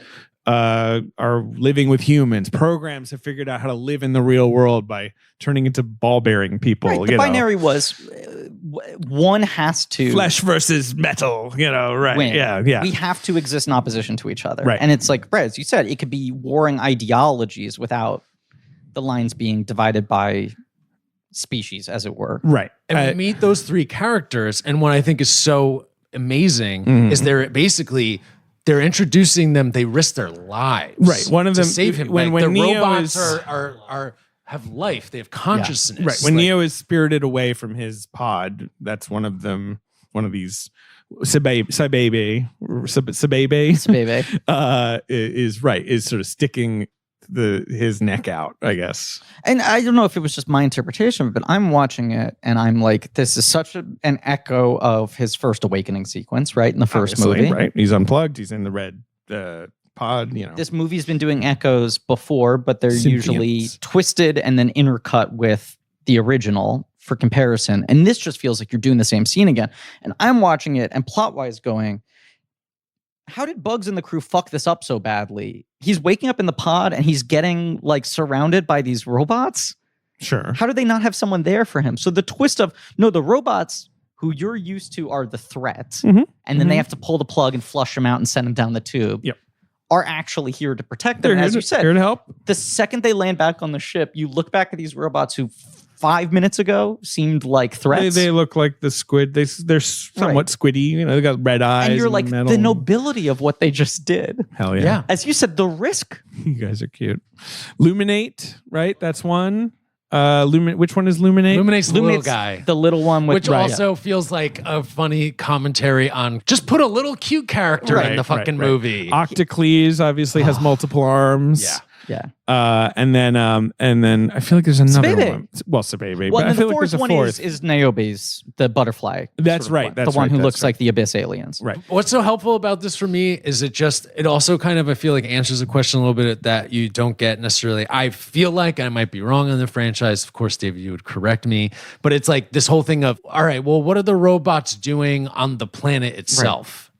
Like, okay, the Matrix, they designed it's this program, it's running, humans are in it. But what the fuck are the robots doing on the They planet live other their than life. just... They live their life. But Yeah, but what is their Yeah, life? see, I agree with Ben. What And are this they- is what- it's this just is a what I bunch of fucking like about towers this of movie. like power, and then what's the point of staying on? Because they're not just robots; they're artificial intelligence, right? This is are, the thing that's yeah. baked into it. So the first three movies never interrogate really, and I'm not saying this is The a flaw. Animatrix does, but the movies don't. The Animatrix does. Agree. But the first three movies do not really interrogate the internal life of the robots who are so desperate to stay alive I and remain dominant. disagree, and I'm now going to talk. I'm not saying that as a flaw, but I like that this movie sets up the idea of like, there are robots who could go like, maybe this life doesn't make that much sense. Maybe we want to help people. They're not just drones.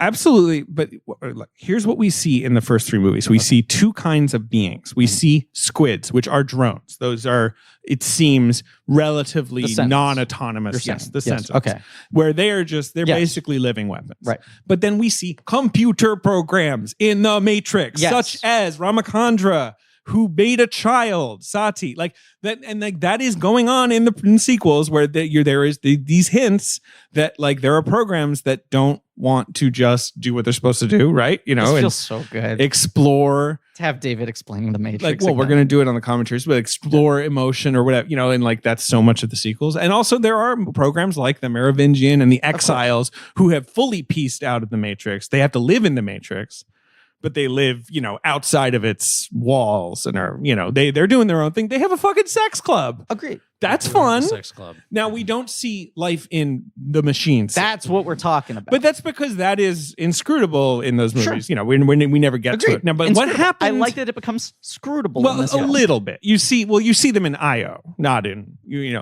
just FYI. You know, the Machine City, as we all know, the main Machine City, because we've all watched the Animatrix, is called what? What's it called? I forget. It's called 01. Okay. Which of course is binary for like, you know, that's like the first binary Sure. character. So IO is 10. Io Debris.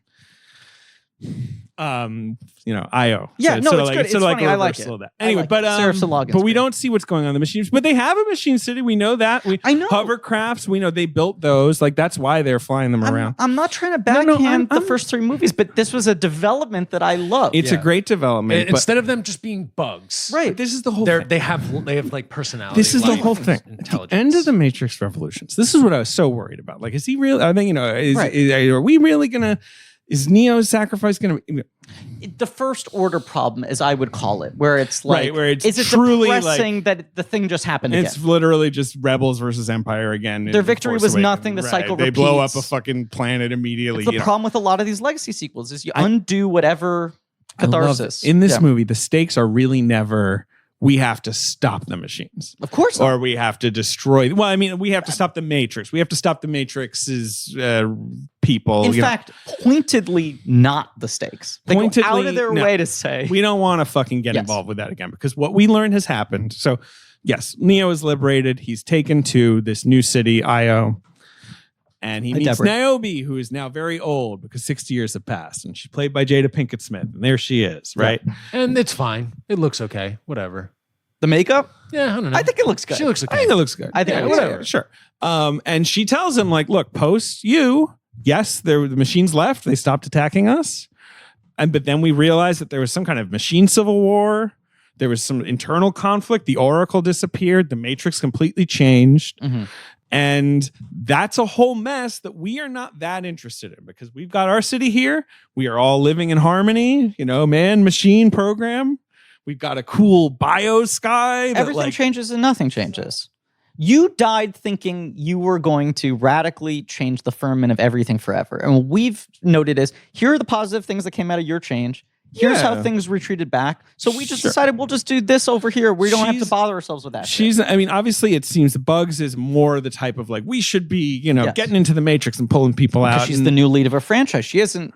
Right. And she's looking at a new trilogy. Niobe's like, we went through all this. I did that shit. It's, you know, because the whole thing is I did the video game. I did 2 movies. We shot them all at the same time. I'm exhausted. At the end of Revolutions, Neo's truce is not you will turn the Matrix off, but it is anyone who doesn't want to be in the Matrix, because some people just unconsciously don't. You got to give them the choice. Rather than we have to go fucking get them, and it's a whole, you know, conflict, you just get them out. Yeah. And what this movie sort of addresses is what would that cause in the world of the machines? A power crisis. Yeah. You're losing people. Yeah. So like that is why eventually it sounds like the architect has been defeated or supplanted or deleted or whatever by this new guy who's kind of like, you know, I know how to juice up the Matrix even with less people. And it's by like, you know, 1, having Neo and Trinity power it, but 2, like having it be this like hyper emotional, aggressive nightmare kind of play. You know, like he talks about how like you guys are making more energy when you sleep just because you're so freaked out, you know, all that. Yeah.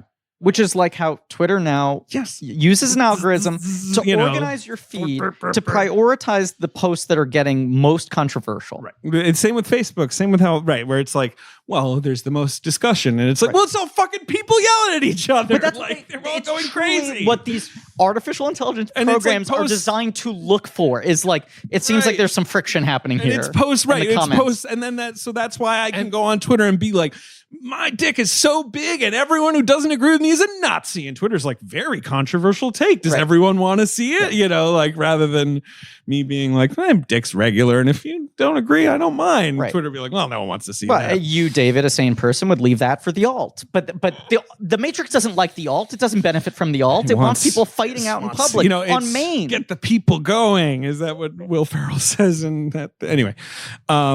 I mean, it's the same with all of the, Instagram. It's manipulating humans in this way that I don't even think we can ever really probably fully understand the perspective of the AI, these programs, right? Again, thinking in the way of Matrix, think about them as the people. The important thing to underline is we've figured out a way to train AI to be able to recognize potential conflict. Yeah. That in and of itself is a mind fuck. Really? That a computer program can go like, this post will make people upset. Yep. So that's the thing. Neo, of course, he knew in making that deal. Like, it's not like you're going to turn off the Matrix. I know you guys need it to live. You guys literally it makes your power, and your power is how you exist. But he also wants But I don't want it to be a fucking war anymore. And it's not. It's a tidy end of third movie victory in his mind. I mean, like everyone watching the movie is like, wait, what did he achieve? Right. This is my point. So when he wakes up and he's like, I thought I left this place. Well, anyway, balanced. I like that Bugs has to say to him, like, no, it worked. And he's like, I don't think it worked. I never should have woken up. It's a fucking mess. Right. You still look great. But it speaks to the depression. And it's sort of the Wind Rises thing of like, why am I bother making these planes if people are going to fucking... Yeah. That was the other movie I kept on thinking about in the second half of this film is the Wind Rises struggle of like, what I want to do. So much, I care so much. Right. I try to communicate this thing, and then people are going to use it in a way I can't control. Right. Is it even fucking worth the effort? There is the crucial scene that I already referenced where Niobe presents him with silence. And he's like, oh yeah, that is powerful. And Niobe, I mean, can I say that is just good filmmaking? I agree. It's, I think, one of the cornerstones of filmmaking the filmmakers too often today forget, and that I think franchise filmmaking with its massive amount of oversight will often smooth out, is like the most power you can have in your arsenal is restraint, removing elements strategically. Right. Whether it's like you withhold something for a long period of time in the basic grammar of what you have at your disposal as a technical filmmaker. It's that simple where it's just like, you don't realize that the movie's been inundating you with so much noise for an hour that the second it gives you silence, it feels like $100 million special effect in the way that great filmmakers can use color, right, to specifically trigger things without you really recognizing it. So, again, my first viewing, I'm like at this point now bummed because the hero basically is finding out that like, well, actually the world's kind of nuanced. It's not just good versus evil. And it's like things are complicated. And there's like actually kind of this like political sort of ecosystem. And I almost like kind of was like, but I just wanted the first Matrix. Like that's what I did. I was like bummed. I was like, oh my God, really? Like, come on. Now it's getting more complicated. Do you remember what it's not this clean, just like basically what the new Star Wars Give me the shot. Like, give me the shot. I haven't seen a Star Wars movie. I said to Griffin, I was like, I kind of wanted steak. It took me... That was the line I was hoping you'd repeat. It Ben took turned me to me a second at the end of the day, viewing to actually start to be like, well, wait, actually, I do fucking like this. I wanted the steak. He kept on saying as we walked to the train station, I just wanted the steak. I don't know if that makes me basic. I was like, Ben, but they're doing this and this. And he's like, I understand it, but it would have been great to sit down in a theater and to see The Matrix and see people do kung fu and leather and be badass. Right. And it's like, I can understand everything she was trying to do, but it would have been nice to eat a steak right now. And it's the fucking Cypher argument. Yeah, I mean, like there's this, we've sort of skipped over, but there's the more Neo's sort of wake up moment post being unplugged is the goes to the dojo with Morpheus. And you're like, okay, they're going to do the fight Right. again. And they don't. It's more Morpheus kind of showing off and Neo being like, I don't want to fight anymore. Yeah. I already did that. And then his way of expressing himself, like martially now, is like a Hadouken. Like it's just this sort of like primal scream thing where he just kind of like, you know, like that's all he can do now. Neo which I never think uses a gun the entire movie. Doesn't which use is a another gun? very deliberate. He has Subversion. the one fight with Smith, but apart from that, it's not really he's not really doing kung fu anymore. He doesn't fly until the end of the movie. You know, he's not like that joke of when he tries to. So good. it's just because the jump and then falling right back down is He's just funny. He is just such a good physical actor. He is a good physical actor. But you know, it gets to, obviously, you love the Matrix sequels. You have done a yeoman's Matrix, job sure. converting us to Whatever. the Matrix but you guys sequels don't and even like them that recognizing much. them. We'll see what we see. We'll see. I rewatched recently, and I don't love them as much as the first movie or you, but I don't love them as much as I love you, is what I'm trying to say there in that unclear sentence That's structure. But I certainly I like them a lot more than I used to, and appreciate them fully, and feel like I quote unquote get them now. But it's one of these things. I think this is important to bring up because what is it? Gets What is it? What is it? This problem that we constantly have of in culture, like fans feeling like, why didn't you give me the exact movie I want to see? Sure. Right? I'm not talking about this movie in particular, but a larger thing as like fan culture has become a bigger thing. And I will not name him because I don't need to give power to it, but there's a bad YouTuber that I watch sometimes just to make myself angry, who talks about like quote unquote narcissistic filmmakers who get hired to make a new entry in a franchise and use it to say whatever they want to say or tell whatever story they want to tell, rather than preserving the franchise and giving us what we've already seen before. And he says it's like a negative. Like, this is not your story. You shouldn't get to tell this. Give us the thing we already want. Don't change the recipe for the Big Mac. Give me another Big Mac. You're a narcissist if you're using it to say something else. Right. Matrix Resurrections is obviously the original person coming back to it. But when I look at like the Matrix subreddit, and by the way, I've seen people on the subreddit who dislike the movie who have done some of the most thoughtful, positive analysis of the film that I've seen. Our subreddit, the Matrix subreddit? r/Matrix. Oh, sure. The Matrix. Okay. Yeah. There are people who are just like, what the fuck? She ruined the Matrix. And they also are sort of taking it as a personal affront. Like, it feels like the movie is mocking me for even wanting to see the Matrix. Right.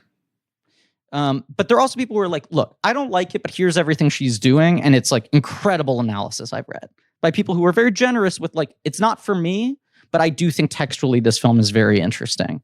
But there is that balance, right? Of how much do you need to give people what they want? How much are they going to be upset if it's not the thing they have in their mind's eye, versus challenging them with something new that's an expansion or a different direction of, or what have you.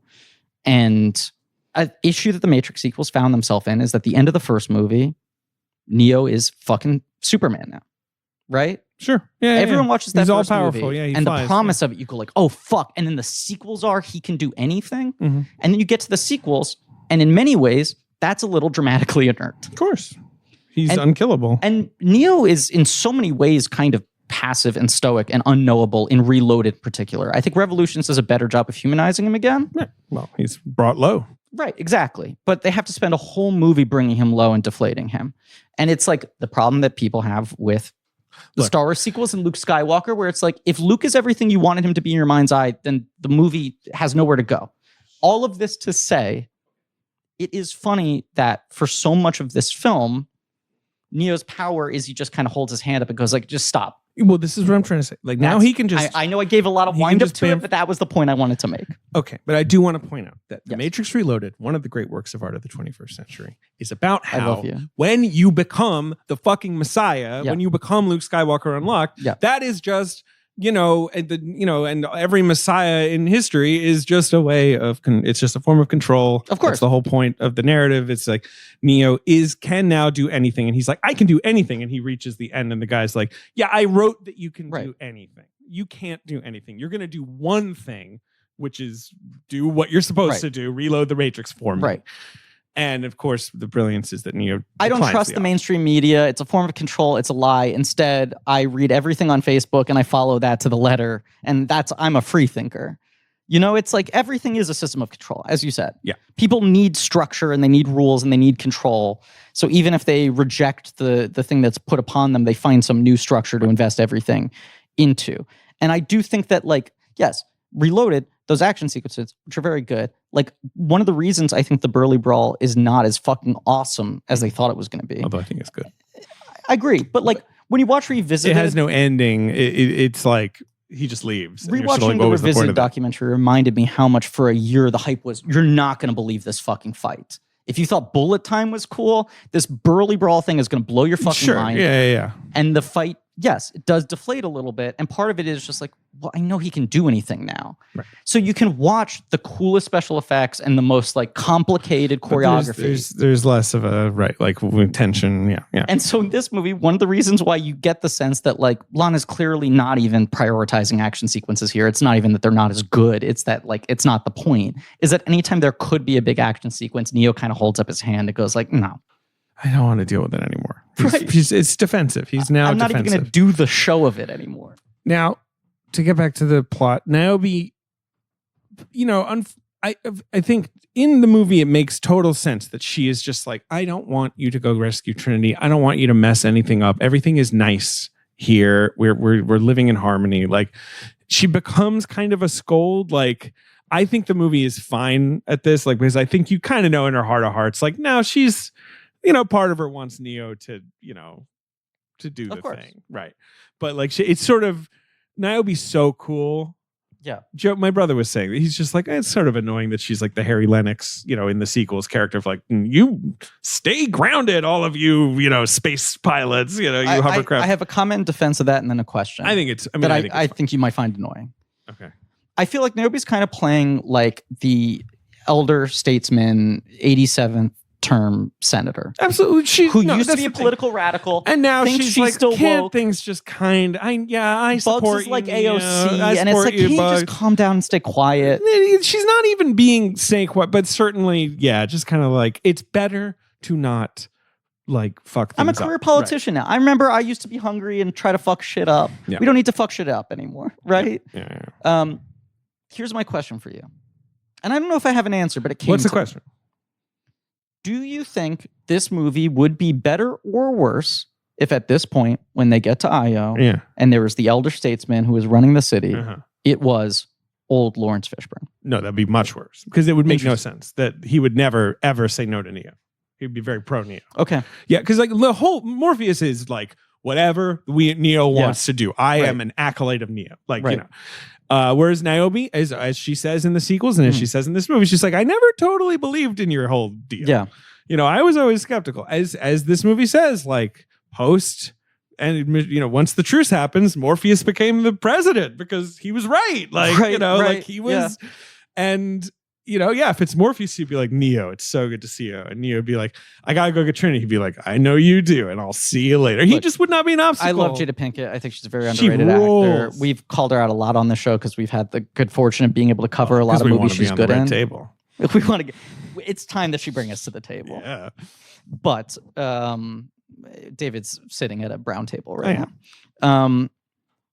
Ben's at a glass I mean, table. this is where I get sort of excited by how thorny this text is in an interesting way.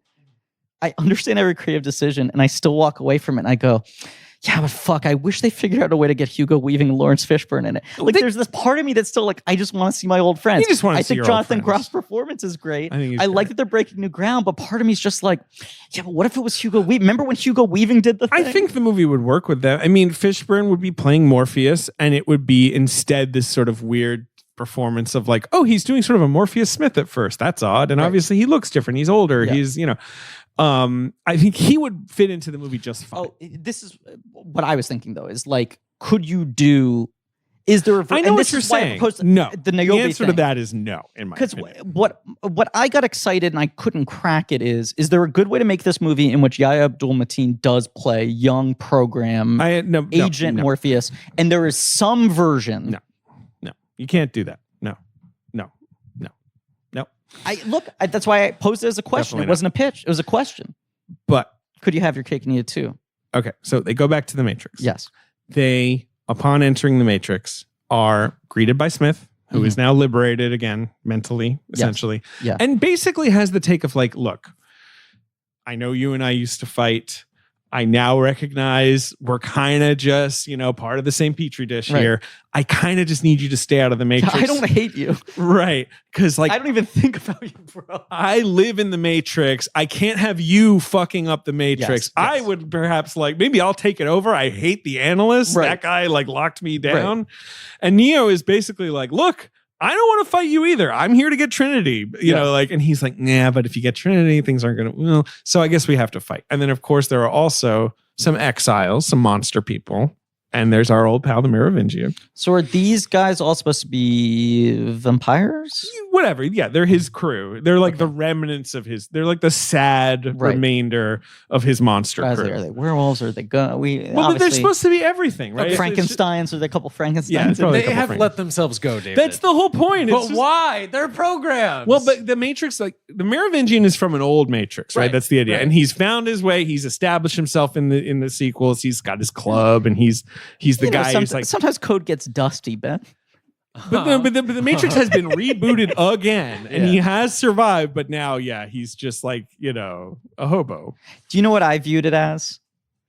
When you're trying to transfer files from like a really old computer to a newer computer, and you're like, it doesn't even understand. Griff, that's really good. That's exactly what it is. He's your like weird when app. they made Toy Story 3, they were like, well, we did all the work. We already built all these characters. And they were like, we cannot transfer the model of Woody into a present day computer. It's impossible. You have to rebuild it from scratch. Your apps, like some of your apps suddenly are sort of like, we're just, we don't exist anymore. Sorry, we don't work with this. No one's updating us anymore. Merovingian's on a floppy disk, and he's showing up and he's like, free me from these floppy. But he's also like, everything sucks now. He's just there. He's doing a monologue, about how Facebook is annoying and how culture is in the toilet. He's going full Fisher King. He's so good.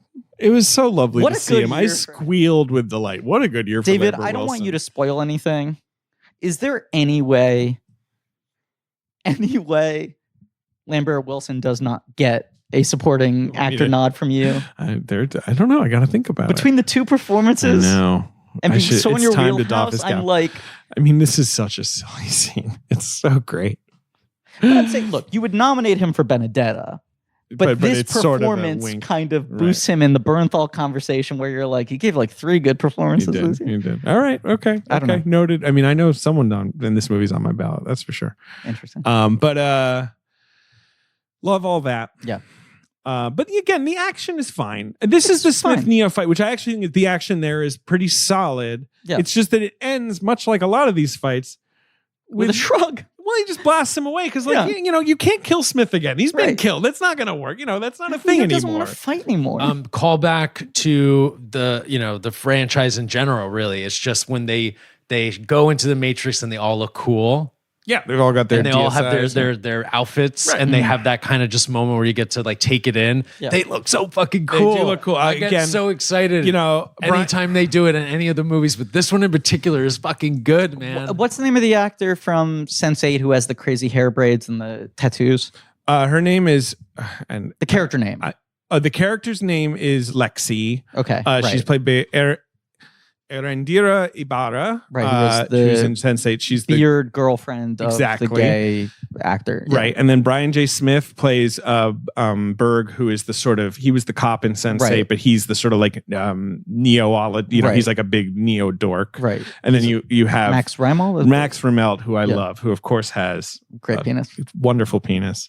In Sense8. He's the German guy in Sense8. I think the first time we got written up in Podmass in the AV Club, it was the quote about like this actor, there's a thing about him that's really good, his penis. That was our quote of the week. He's a really good actor. Yeah. I really like Max Remmelt, and I like his look with the blonde hair in this. Yeah. And I love his penis. He's got a great penis. He's got a great dick.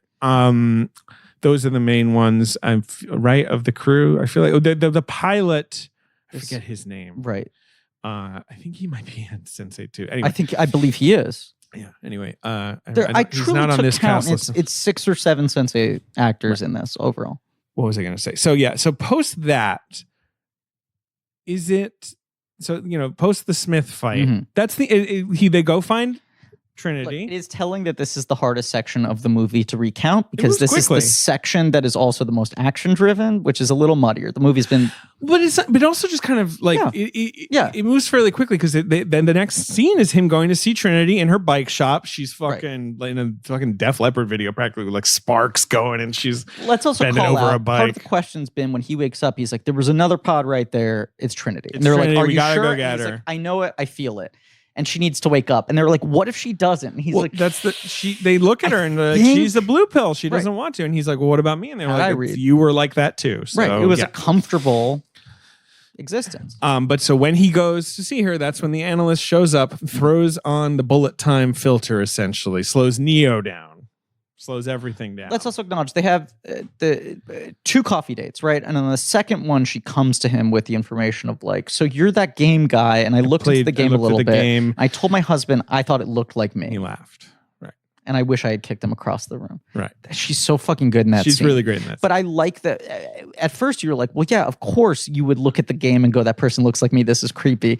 But then when you get the reflection, you remember, like, she literally doesn't look like that at all. There's something triggering in her brain that looks like me. And to her husband, he's like, you have blonde hair. You're crazy. Right. But You're of built course, like her this. There's husband is no also facial structure resemblance. like a but machine. we're seeing the version of her that does look like her in the game. I love this. I don't know if I assume Neo is seeing Trinity as she is too, not her RSI. That's how I'm sort of taking it. Obviously, they're Same. playing anyway. But yeah, and Which is why she feels comfortable saying that to him because he Mm-hmm. recognizes, like, yes, you do look like the person in the game. but this is where the analyst sort of just explains everything we've been talking about. How this new Matrix is predicated on emotion, on stories, on like fiction over fact, on desire and Kicks fear. Neo into another disassociative episode where he's moving in slow motion. And it's He's this just clever reversible overstimulation. I like how it looks. I think it's really I like the weird juddery overstimulation of it. I like the way Neil Patrick Harris plays it. once again feels like an anxiety attack to me. Definitely. Being paralyzed. Absolutely. Yes, Absolutely. And and also I'm also just like freaking out on the lore. I'm just like so happy that they're like, yes, they're He's the explaining new architect. how this new Matrix works, right? Where the architect went, how this guy is different. This guy to me is an evil oracle. Like, it's not so much that he's the architect and that he's like running the program, but he's an evil oracle in that like he was also designed to understand humans. Well, they also said there was no oracle in this new Matrix. He's fulfilling both roles at the same time. Well, That's the oracle's difference. gone, but like Right? that's Because the Merovingian was the previous architect. My Right. read You on the tweeted this recently. we can talk about this in the commentaries. My read on the Merovingian is he is the oracle of Matrix 2, the fantasy Oracle, not the Matrix. architect. Sorry. I think he's the oracle because I think that's why he's obsessed with getting the oracle's eyes. But that's a different discussion. Okay. But the oracle's whole point in the Matrix movies is that she is a program who's designed to understand people Right. and understand what motivates them, and that's how they create the Matrix, is to Right. serve that. And he is the same. He gets people, but he gets how to push their buttons, how to aggravate them, how to stir them up. So he's sort of like a nega oracle. He's like also he's kind of a good therapist. Like, there was a version of me that was worried where I'm like, is she going to come in with some anti-therapy? Because he's the villain. And it's like, no, the point is his power is that he actually does understand people's psychology. Right. Yes, absolutely. And he's not just lying to this dude. It's so good that the villain of this movie is not another superpowered just lying. agent Sorry. who you are going to have a fight with. Right. And it's more like the big test in this movie at the end It's a conversation. is that he needs to truly win Trinity over to waking up. Yeah. And the analyst is like, okay, yeah, if you can do that, what can I do? But also, if he can't do it, then Neo doesn't even want to he be wants alive to blue anymore. pill. He wants to go back. It's No, better than nothing. Right. Wouldn't you say this speech also, if you're reading between the lines, definitely is like, I think, a moment where people who didn't like this movie, right, are feeling attacked. Because he's like absolutely. kind of I mean, I being think- like, you're a fucking idiot. I think this Sure. is not to he's talking intellectualize about, this, but like, I've what seen people people say this want. directly, but it is like, this feels like this movie is calling me an idiot for wanting to see the movie I wanted to see. Right. So not only am I not getting that movie, but the movie's mocking me. Mm-hmm. And then on top of that, when they read, which I think is a misread, the perception that she doesn't even want to be making this movie. Well, that I think is not true. Right. Right. That's the thing I think is fundamentally mistrue. Because- But I because- understand being pissed off that the movie is both withholding from you what you want and seemingly mocking you for not. Ultimate for troll, wanting it. man. Fucking made a movie, dude. Didn't even fucking want to do it, man. But like, I mean, I'll say, you know, I do see people saying that. like though. Like this whole movie's a don't fucking worry about troll other and a people. slap in Well, the let's face. move on. Let's move on from other people. Sorry. It's okay. No, it's fine. But beyond the fact that we've been running for so long, I will say, I watched this with my wife last night. This final sequence where, yes, Neo makes the emotional appeal to Trinity. That connected with her. Okay. You know, that moment of like, you know, the cops are gonna like take him in. Trinity says to Chad, like, I wish you'd stop fucking calling me that. You know, like all that. That I would connected. imagine any time the two of them are on screen at the same time, that probably connected with Forky. Right. Because it's such a clear emotional in. But the you know, sort of heisty element of the final action sequence where it's like, okay, like Morpheus and Bugs are gonna go to the pod and they're gonna kind of switch Trinity out surreptitiously by using Bug, you know, and Sati shows up, played by Priyanka Chopra, you know, and is like, I'm Sati. Well, it's pretty brief, and But they have like a council of Elron around like a fucking what? What do no, you I said my wife's name. It's fine. You know, Forky's they have just like, I don't know who this is, and I'm like, oh, it's Sati from they the have a council of prequels, Elron around like a wishing well in the middle of the woods. Yeah, well, you know, Right.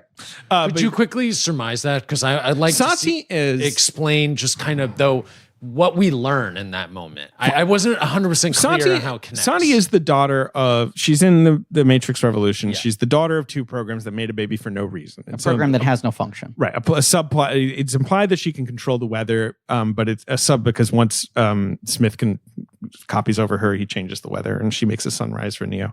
But it's implied like the rainbows in the sky that the analyst mocks. Right. Yeah. But it's a subplot in Revolutions that the Oracle is kind of helping this strange new program that's sort of created out of love to survive, right? And so now that's her grown up, like that's who she is now. She's sort of playing the role of the Oracle in this movie, the sort of helpful advisor, you know. Which look, she's an actor I've had almost no opinions on up until this point. Yeah, I think she's good, but like I has never liked really her in, jumped out The for me White for how Tiger. famous she is. Sure, yes, she's very famous. good in White Tiger. Right. But outside of that, never much of an impression on me. And I was sort of like, that's an interesting casting choice.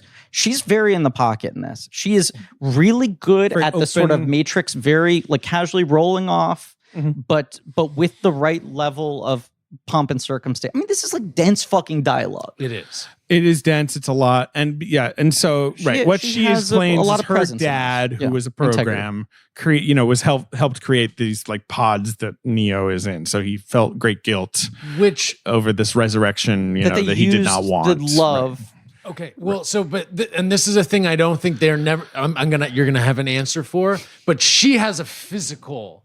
She is like a floating fucking manatee, robot manatee. No, that's sort of like that machine. That's a different. That's Niobe's robot right. friend. That It's not machine is sort of a Seti. liaison. But it's projecting her. It does project So her. all I'm saying is that her dad was a physical. No, he was a program. But then how did he make the pod? The visual language of this is confusing. Yeah. Well, In the sequence where they're unpacking it. Was he a robot that had... No.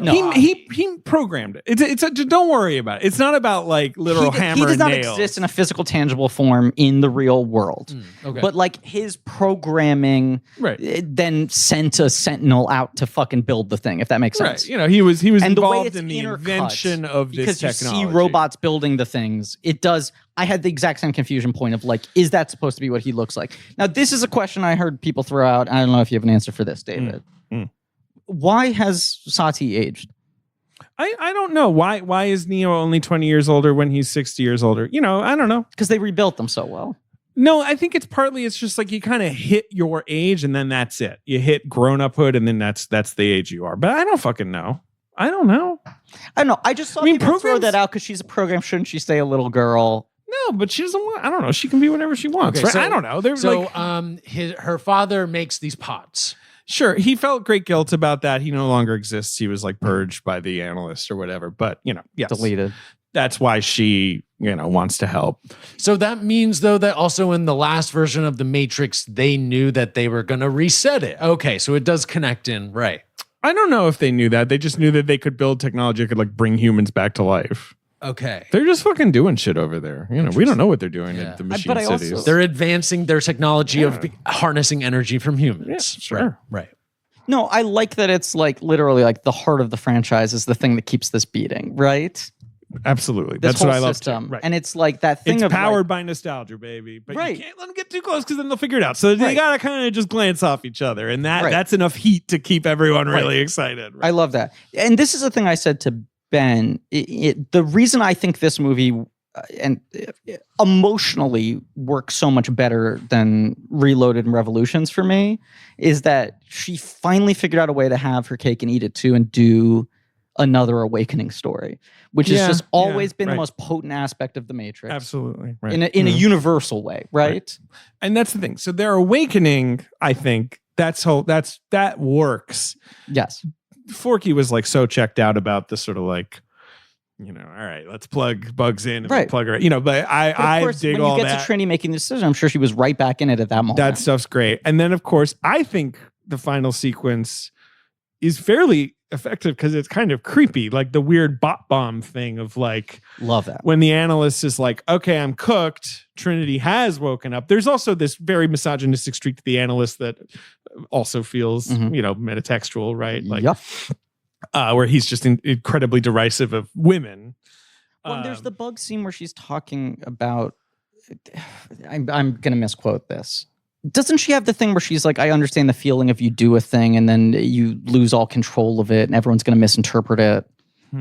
I don't remember that. In the but I'm scene where sure she you're wakes up right. Neo, there's a scene where it almost feels like it is Lana saying, Sure, right. this is how I process the guilt of people using. misusing the Matrix. Right. Sure. Well, we'll Right. address that in the commentary when Analyst it's bad thing. happening. We'll get to it. But the analyst, right? Yeah, he activates his final thing, which is basically just turn on all the bots and have them just fucking suicide. That's what I was Right. going to say. We're Which- using the language of suicide Yeah, again, which is yeah. a big part of this film. But it is, and beyond that, you know, so the suicide imagery is very potent. But you know, and then them sort of Then they crashing have and to turning jump. into code. But I'm saying it's And like they have to jump. the final challenge is people killing themselves and weaponizing their fallen again, bodies to attack you. And the way around that is, can we go to a higher building and jump off of it? But of course, the jump is crucial in the first movie again. You know, like that is the moment of awakening. Partly is the jump. But the other thing also, I just love the idea. You know, it's like being swarmed with @replies or whatever. You know, like just all these people. You know, like swarming you. It's cool. All the new design. I of, love like, all this. and the explanation of the skins, and it just feels so contemporary and makes sense really quickly. I think it's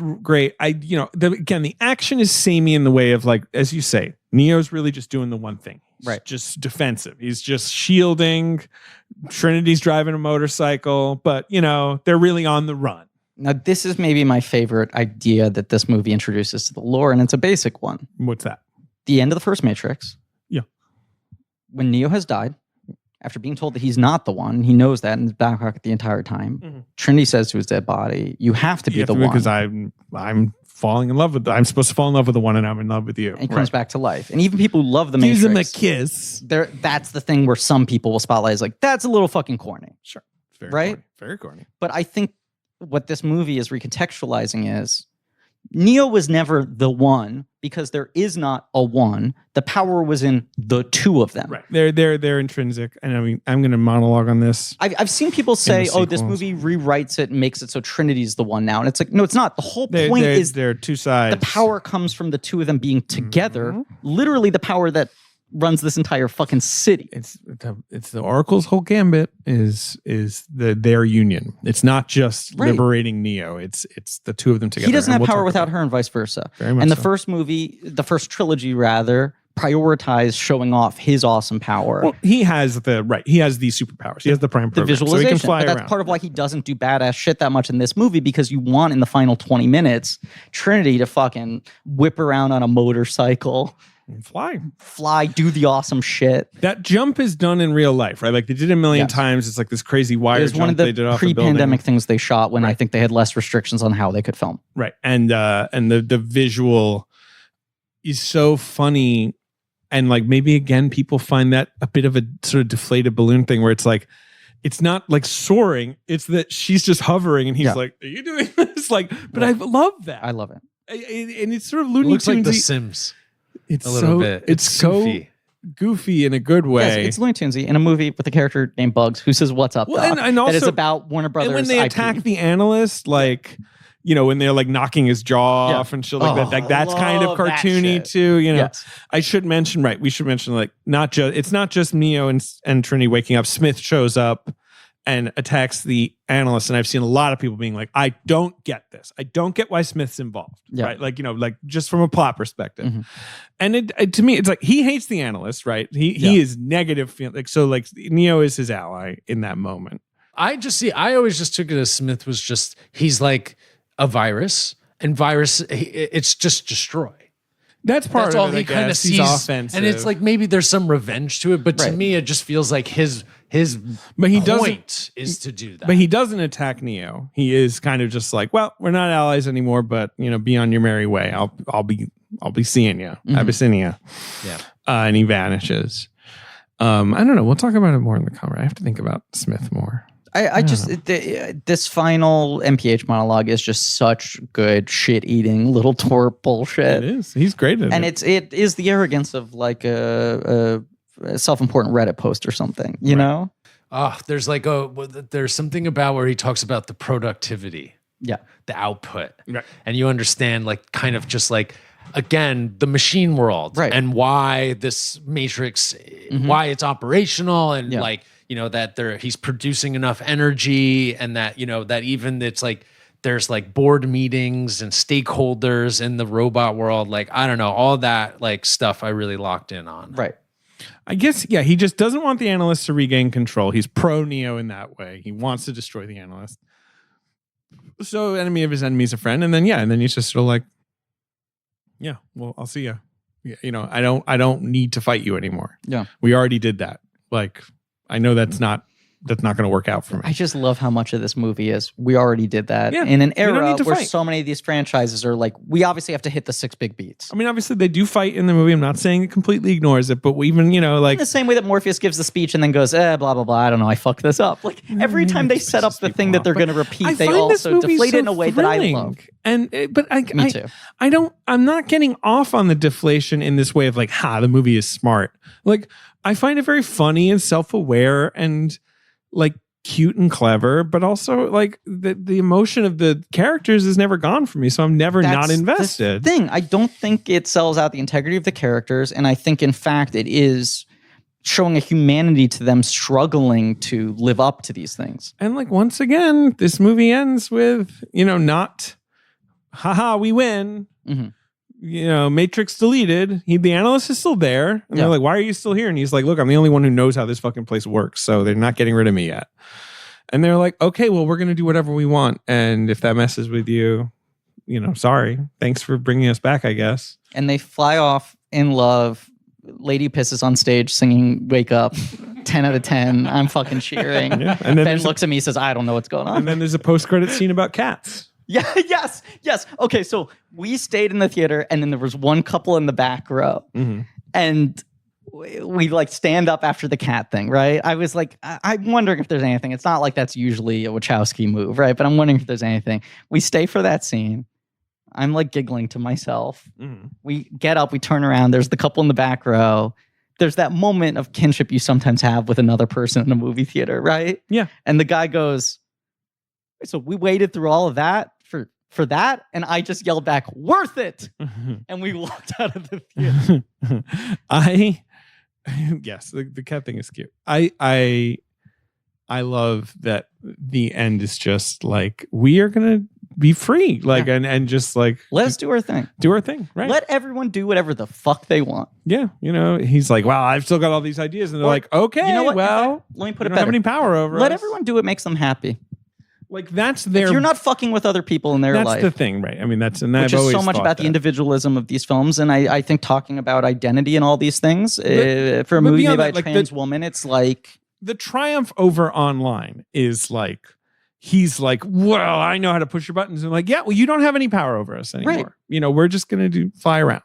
I just want to feel good about myself And people, you know, I was talking to and be David with the people I Ehrlich, love. who's very enthusiastic as we were Yeah. leaving, and he was like, I would love to see another one. Like, I think that's such an interesting ending. Like, I think there's so much, you know, Yeah. potential to.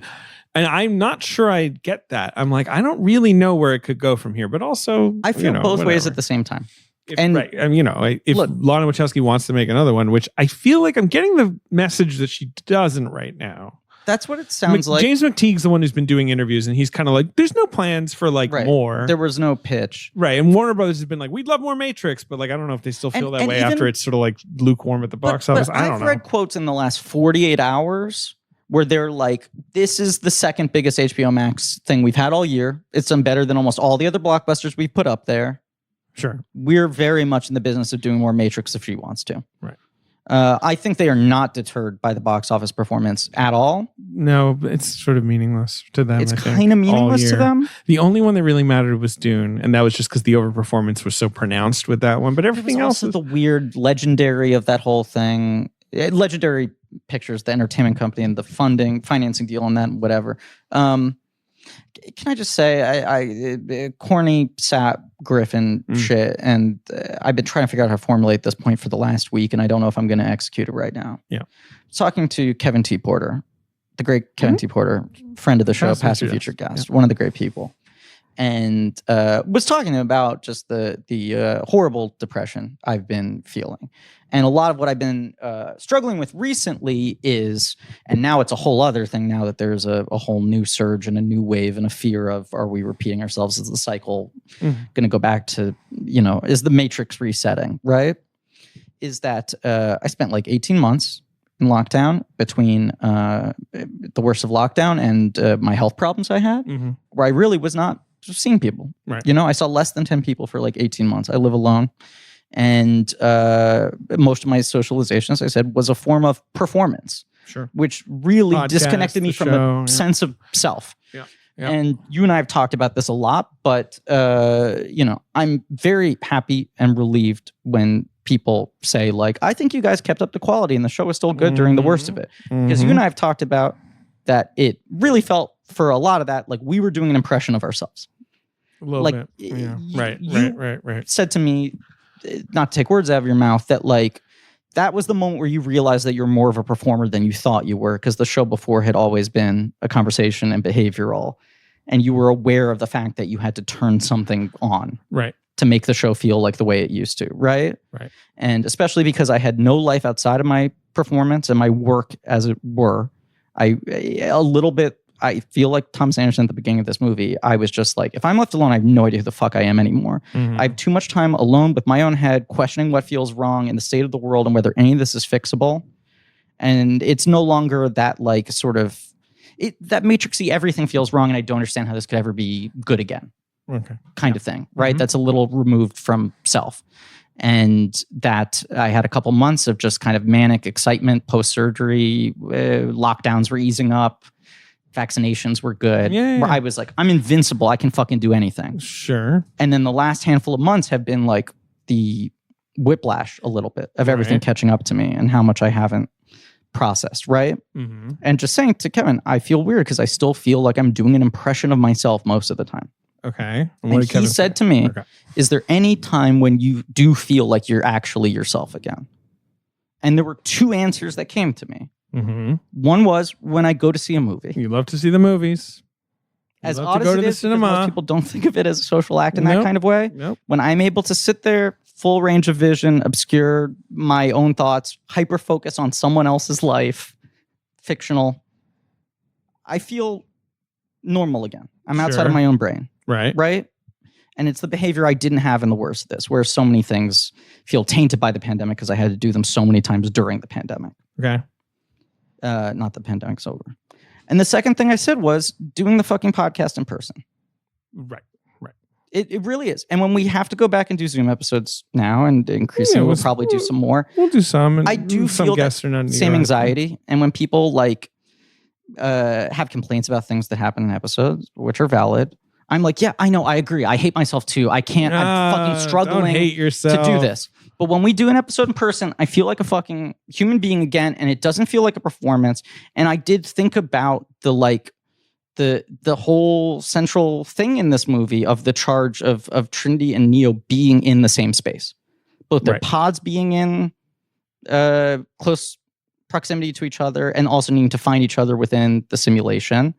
And it is this like Wachowski thing of love conquers all, that their movies have increasingly become about. But it also is like, and to view this as a movie that was brainstormed out of grief, right? Grieving for lost loved ones. Yeah. That then is interrupted by a pandemic when everyone's separated. True. And I'm sure the movie gets reconceptualized in her head, even if not rewritten. The meaning, the thoughts, the feelings behind things get changed when you come back to it 9 months later and you're making this movie in an uncertain world. Mm-hmm.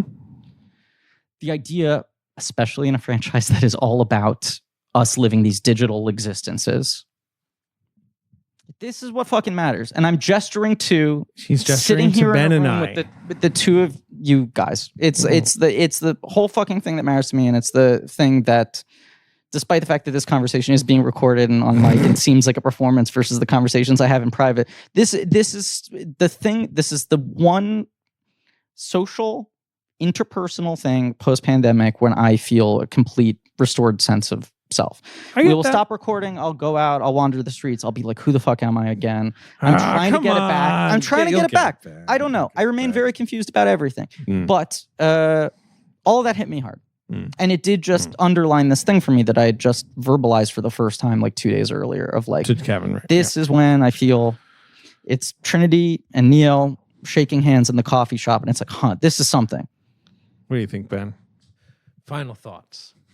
Whatever that is for whoever you are in your life. I was See gonna. that subtle sort of hint I'm throwing out there? How long have we been going? There's a thing David does when I start going on like an emotional tangent, overanalyzing my own life about something, where I can see him being like, good, okay, I have 15 minutes to work on taxes. It's more. I haven't eaten food in a very long time. Me neither. I forgot to get a fucking bagel today. Yeah, so I'm really struggling with that. But Sure. but the box office game was number one. Forgot to mention that when they're in the real world, the programs become ball bearings, which I loved. I said that.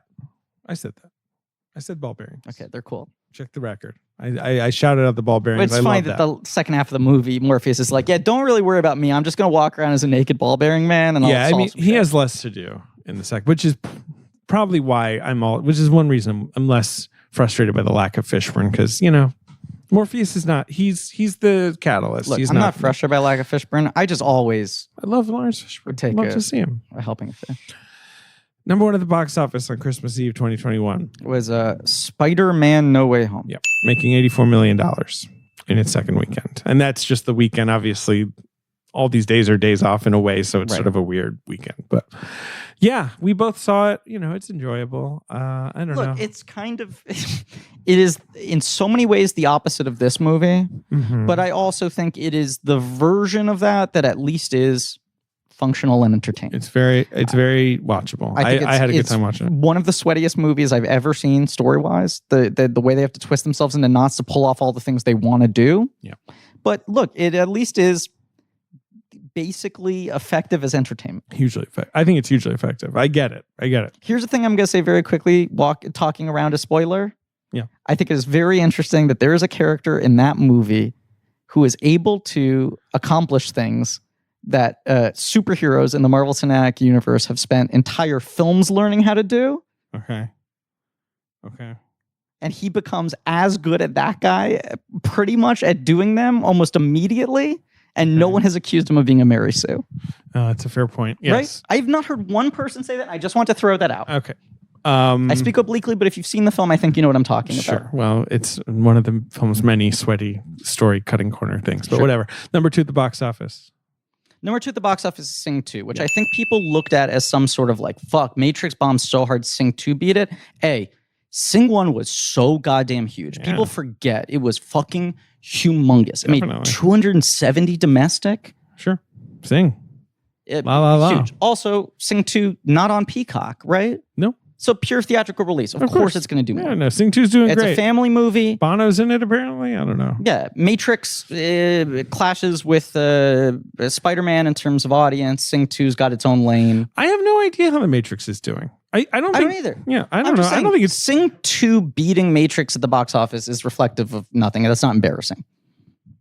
but Number 3 is the my whole thing is like the whole thing with box office is nothing is embarrassing right now. Who cares? Movies are doing well, badly. I'm excited the West Side Story is finally holding, but obviously it's not making much money. Yeah. It jumped week to week this week. It's Really? going up. Yeah. Which is interesting, and like obviously the next week is sort of interesting at the box office, but there's also a pandemic, and there's one demographic going to theaters more than others, and blah blah blah. I agree with you on all of this, and I view everything in that way. Like an overperformance is exciting, but an underperformance isn't really indicative of anything. My fear, as always, is the industry is incredibly reactionary and scared, and I worry about them panicking and making rash decisions. But they're also always behind. You have to remember, Warner Brothers already committed to the next year being theater only because everyone got mad at them about the last thing, and so we'll see how next year But now goes. it's 45 days. 45 Everything days will is go on fine. HBO Max. Yeah. I agree. 45 days. That's is what fine. it should be. That's what it should be. That's what's going to just be from now on. Is just 100%. after 45 days, Make your something money. is free, quote unquote, on a streaming site. These fucking, fourth at the box office is a prequel. Fourth at the box office is a prequel. New It's this week. called The King's Kingsman. Haven't seen it. Neither have I. Some people like it. Others don't. The most divisive movie of the year. Some people like it. Others do not. A true, just I don't know, whatever. So we got to put it out, please. Just Kingsman. Anyone? Yeah, No. quietly sat on a shelf for like as long as New Mutants, but no one was talking about it because no one gave a shit. Number 5 at the box office. It's an inspirational, true story drama It's called about a quarterback. American Underdog. an underdog story. American Underdog, the Kurt Warner story. Okay. Yeah, I Zachary have the words. Levi is Kurt Warner, LA Rams quarterback, or maybe St. Louis Rams back then. I can't remember. Inspirational, faith-based, got an A+ cinema score. Matrix got a B-. Yeah. West Side Story is number 6. A Journal for Jordan, number 7. Talk about a movie that doesn't exist. Crazy. What Denzel AV Club would Washington. call a future film that time forgot. Yep. Licorice Pizza expanding slowly to 700 something screens, doing very That people well. Continue to have very normal conversations about. Encanto, Ghostbusters, Afterlife, which seems to be topping out in 120. Well, it's still making money And though. look, talk about 45 days. That movie came out mid-November. It will be on digital for 45 rental days. in 3 days. Yep. Can't wait to see it. Nightmare Alley. Bustin's going to make you feel really bad, man. is- Nightmare Alley, a film I'm confounded by. Yeah, well, do Del Toro someday. That's right. Yeah, I guess we got to wait until he makes another good movie. And then, and then you got Gucci still chugging its way to $550 million. One of the few box office performances that I find a little bit encouraging because it's actually just a star-driven drama. Doing well, got some buzz. Young people want to see it. Yeah. And that's the box office. This has been The Matrix. How long is our running time, Ben Hosley? Well, with ads, I think this might be There's only 2 ads this week. interesting. But they're each going to be half an hour. No, we No. already recorded them. They're short. they're So really then long. I'll say that I'm going to guess that this is about 3 hours and 20 minutes. Great. long. So people will be happy with that, I'll be right? thrilled. Look, we're going to do another episode on The Matrix Resurrections in a few months We're on going our to do 10 Patreon. more hours in The Matrix So much more Matrix between March and chat. April. I'll get very nerdy about it. I promise. I think we have done this film justice I do too. artistically. I think this is what people want out of this episode. and And if I it think wasn't, you know what? I'm sorry. David I don't have any is sipping water. an empty glass of water. It's fully empty. There's not even a drop in there. He tried to see if he tilted it back and forth. Maybe there was one final drop he could use to Nothing satiate his in there. thirst. And it's making him even angrier because now he's thirsty on top of hungry, and I'm still hungry. talking, and he wants I gotta to be done. pee. He's I gotta be done. closed the laptop. David has closed a thing that almost and never now he's happened. okay. He's David walks unplugged. down the street with an open laptop, holding it out in front I of do him not. with one arm. I do The not. laptop is never closed, unlike the balcony. All right. Well, then we really should wrap things up. So then quickly, I'll just say for any of those fans out there who may be interested in hearing our Marvel commentary series that we started out good the point. Patreon back in 2019, we will start throughout this year making those available on the day they originally were published. So Right. that means we will be beginning with Iron Man. Right. So for those who don't know, on Patreon, we release new episodes on the 1st, the 11th, and the 21st. And starting this year, there will be a new episode on the 1st, 11th, and 21st, but also on patreon.com/blankcheck. If you go there, we will be making public the link for whatever episode came out on that date exactly 3 years earlier. And that's going to be our model going forward. So we're releasing episodes from Old behind eps. the paywall after year. 3 years. Yeah, they're fun Marvel commentary episodes. You can watch along at home. Ghostbusters on Patreon right now, starting now. Starting, And we got a yesterday or mailbag whatever. episode on January 11th. That's right. And then in February and March, we're going to be doing episodes on Top of the Lake. I know we said we never do TV again, but we lied. Yep. And then, as we said, Matrix commentary is coming up after that. Thank you all for listening. Hell yeah. Big new year for Blank Check. Can't think of a better way to start it out. People were really Doing the goodbye and then you stopped. Keep going. I want to tell you a thing that I've been thinking about recently. Gotta keep going. with the goodbye. No, I think, David, you saying people will be happy with this episode. I think the fact that for the first time in a year, we made them wait more than 7 days Sure. Yeah. for 10 any days. episode, let alone an episode on a movie that is so tied into our history and that everyone is talking about. Mhm. I hope people were satisfied by it. And if not, we'll talk about it for another 2.5 hours Yeah, exactly. soon. Right. Thank you all for listening. Please remember to rate, review, and subscribe, and go to patreon.com/blankcheck for all the stuff I mentioned. Thank you to Marie Barty for our social media, AJ McKeon, Alex Barron for our editing, Pat Reynolds and Joe Bowen for our artwork, Leigh Montgomery and the Great American Novel for their theme song. You can listen to their new album, Extremely Loud, Incredibly Online. A way to describe Matrix Resurrections. Yeah. Definitely. Wherever albums are found. Go to our Shopify page for merch. Coming soon. We've priced the previous topical shirts, Talk in the Walk 2020 and the 5th anniversary shirt. We priced them to move. They're on deep discount because we've got to get through that inventory, but also coming soon. Can I say it here? Our commemorative 2021 item for Talking the Walk is not a shirt. It is, in fact, a spatula that we are naming the Spreadmaster. It is a Blank Check themed spatula. That's right. I'm the spread master. But also this is the Spreadmaster. It's a Blank Check purple Spreadmaster Yes. spatula. Yes. Coming soon, along with chip coin That's right. and other stupid shit we're going to make because I'm a dork. That's right. Ben's doing stuff too. Merchandise Spotlight. They didn't Right. make toys for this movie. It's insane. I fucking hate it. Why can't I buy the robots? All right, David, you should go pee. I gotta pee. Yeah, no, it's Keep okay. talking about it. And as always, why haven't they made merchandise? I'm going to harp on this while David's peeing.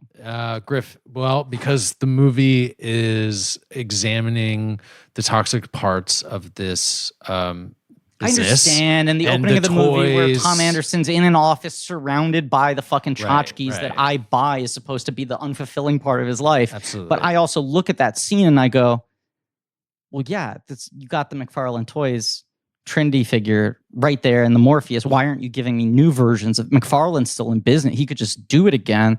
And they have a new articulation system because back then they were pretty much just doing statues or nerd hummels, as people like to call them colloquially. And now digital sculpting advancements, 4 films, expanded palette. I want a Bugs. I'd like a Sabebe. Illuminate. Octocles. Old Niobe. Throw in Fitzmorpheus. Yeah, I just don't see this happening, unfortunately. But maybe I'm wrong. I hope it does. This doesn't strike me as the movie for the kiddies who are then going to want to get toys. Ben, I'm talking about a collector audience here, an adult collector audience. McFarlane Toys, it's an attitude. Okay. Well, I also now have to leave Ben is leaving my his own apartment. own apartment. I'm left here ranting about fucking baby toys.